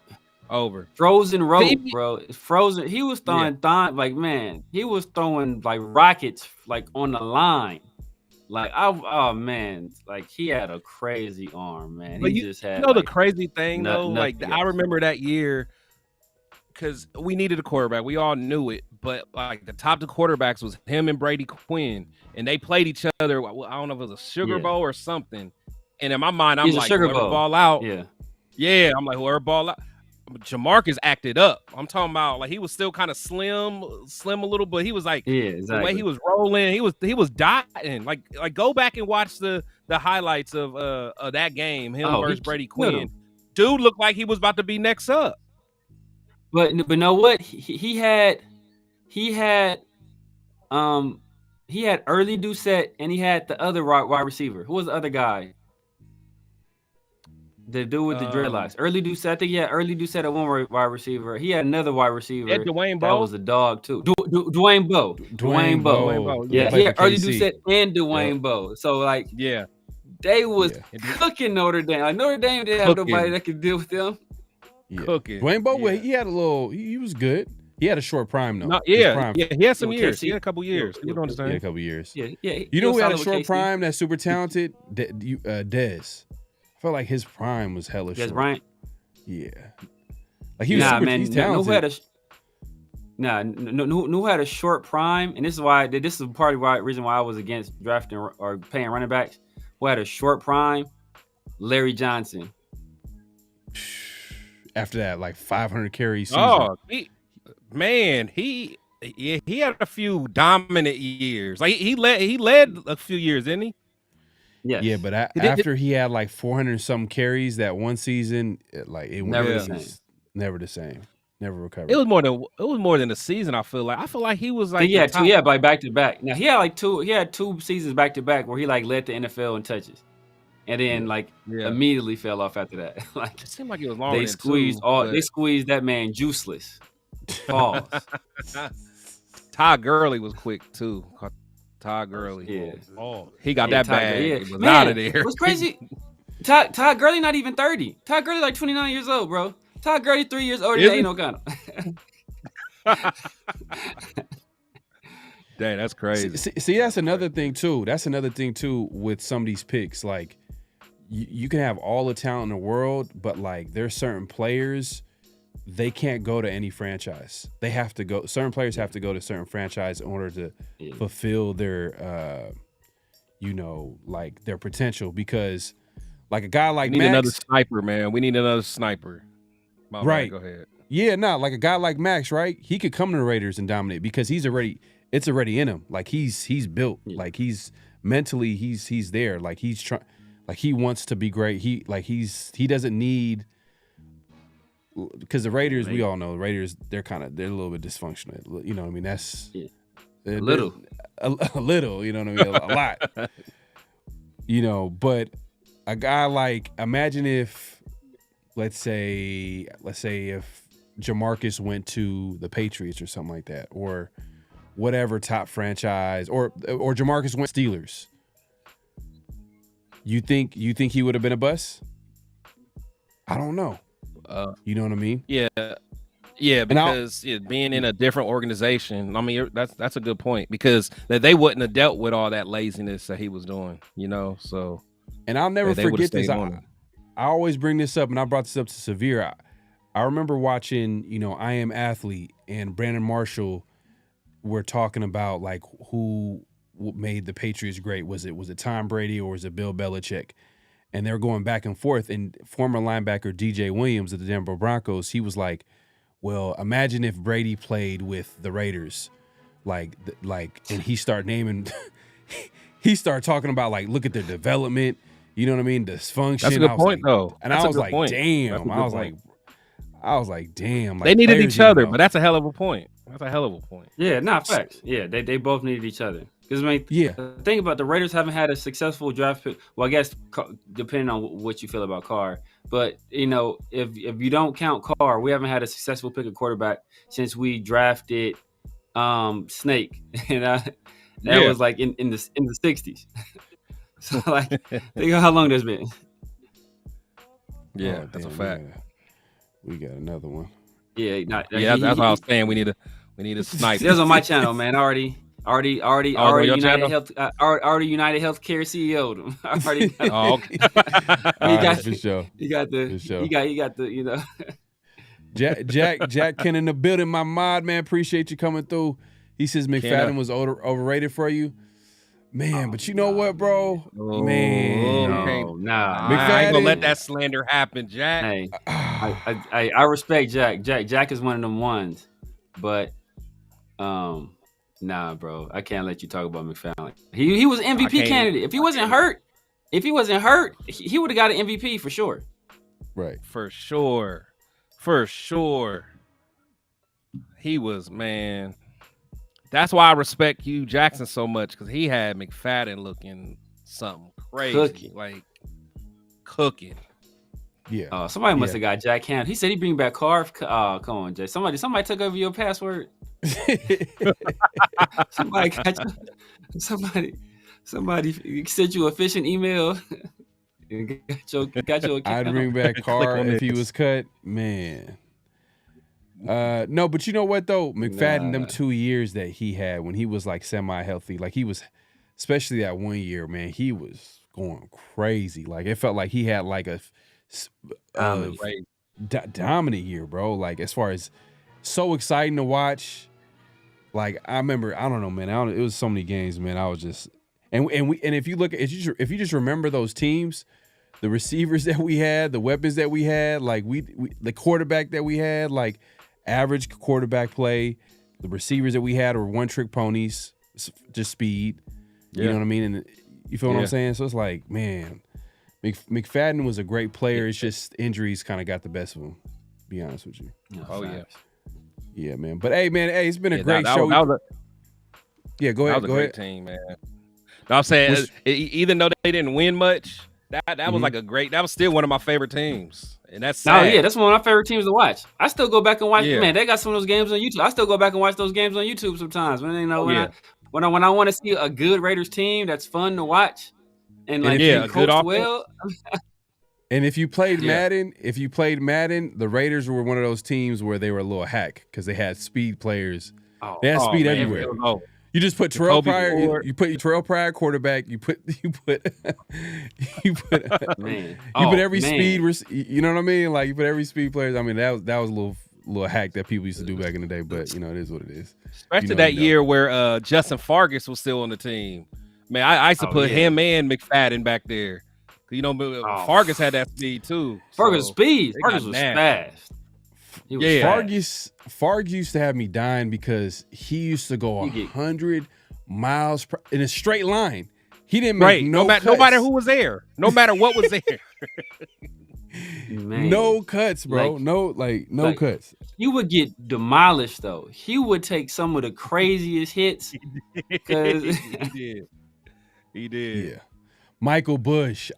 Michael Bush and McFadden, that was underrated little run back room. I ain't gonna lie. I like Michael Bush. He was smooth. He was solid. He was solid, man. But hey, man, it's been a great show. We appreciate everybody coming through. Make sure to clack in at this point. Clack out. Hit that like button. Hit that subscribe button. Hit that notification bell.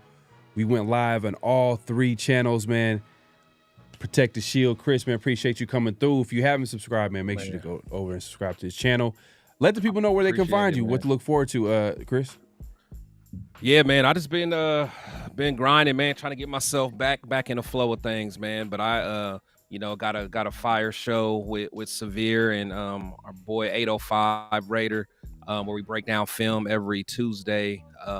And then we usually do a post-game show on Sunday, and then I got my my show on Thursday, Shield Talk Thursday. So just grinding, man. Everyone that's in here, man, make sure you guys check out. I had a fire interview, man.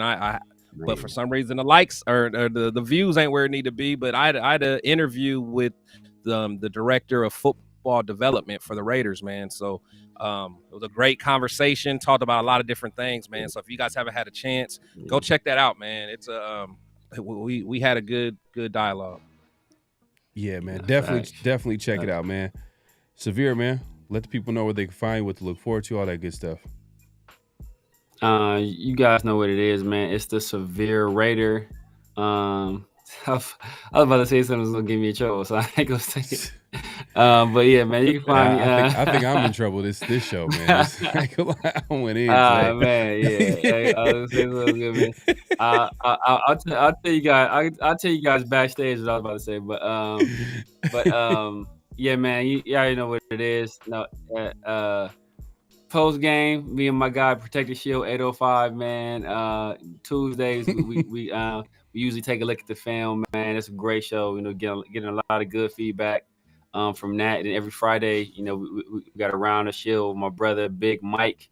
But yeah, man, as they said, if you're on my chat or you're on Pharaoh's chat, make sure you head over to Chris's channel. Make sure you guys, give the show a like and make sure you give him a sub. And check out the interview, man. He had some real dope stories in that interview he did, man. So make sure you check that out.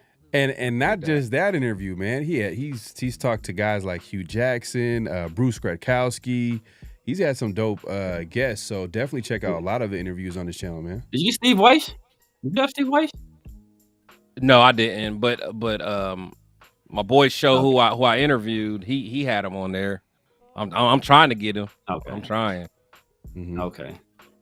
I'm gonna mess around trying to get Champ Kelly, man. That's my next. That'd be next goal. That'd be dope, man. We definitely be tuning in for sure. Yeah, man. Hey, everybody, man. We do the 50-50 show every Tuesday around the Shield later this week with my guy Big Mike Raider. Make sure to tune in. Make sure to like. Make sure to subscribe. Look out for future content. Raider season ain't going where we wanted it to go, but hey, we got a lot to talk about, man. Hey, the offseason, free agency, the draft. Our coaches here to stay, to go. Who like what is that going to look like? It's going to be a whole lot to talk about. So make sure to tune in. My mods, appreciate everybody coming through, holding it down. We appreciate everybody coming through, man. The chat's going crazy. If I couldn't get to every comment in the chat, leave a comment after the stream. Let us know your thoughts. If you disagree with us, agree, all that good. Let us know, man. Let us know your thoughts on the season. Who should the Raiders pick outside of a QB? Because right now it's looking like at number 6, like it's gonna be tough. And if they trade up to get, I just hope they don't trade up for a QB. It's just I'm gonna be hot. I'm gonna be so hot. I'm gonna be hot if we do that. Not this draft. Not this one. Nah. The last two. You know what? It's not that I will mind them doing it. It's just that we were in a position where we didn't need to, and we screwed it up. It's the principle, exactly. It's a principle of it at this point. Yes, and you know what even hurt even more? We trade up with Jacksonville. Oh, that would be. Oh my goodness. Oh my goodness. I would be sick. I would be sick. Oh my goodness. I would be sick. Hey man, look. 805 said it best. Post game 805 is like, yo, that game potentially cost us 3 first-round picks in a second. Oh, easy. Hey, Daniel Kim posted the interview link. So definitely check it out, man. Definitely check out the link. Appreciate that. King of mods. The king of mods. Modding 3 channels, man. Modding 3 channels at the same time, man. Hey, this man is goated. Monster for sure, man. But hey, we out of here. Any last thoughts, man, before we head out? Everybody have a good holiday, man. Hey, fellas, thank you guys for letting me, join you guys' show, man. Love this show. All good, man. You'll be back here soon, man. We're gonna have a lot to talk about. We gotta do mock drafts, all that good stuff, man. There's gonna be so much to talk about, man. But yeah, man, we'll see you later this week. Peace. Just win, baby.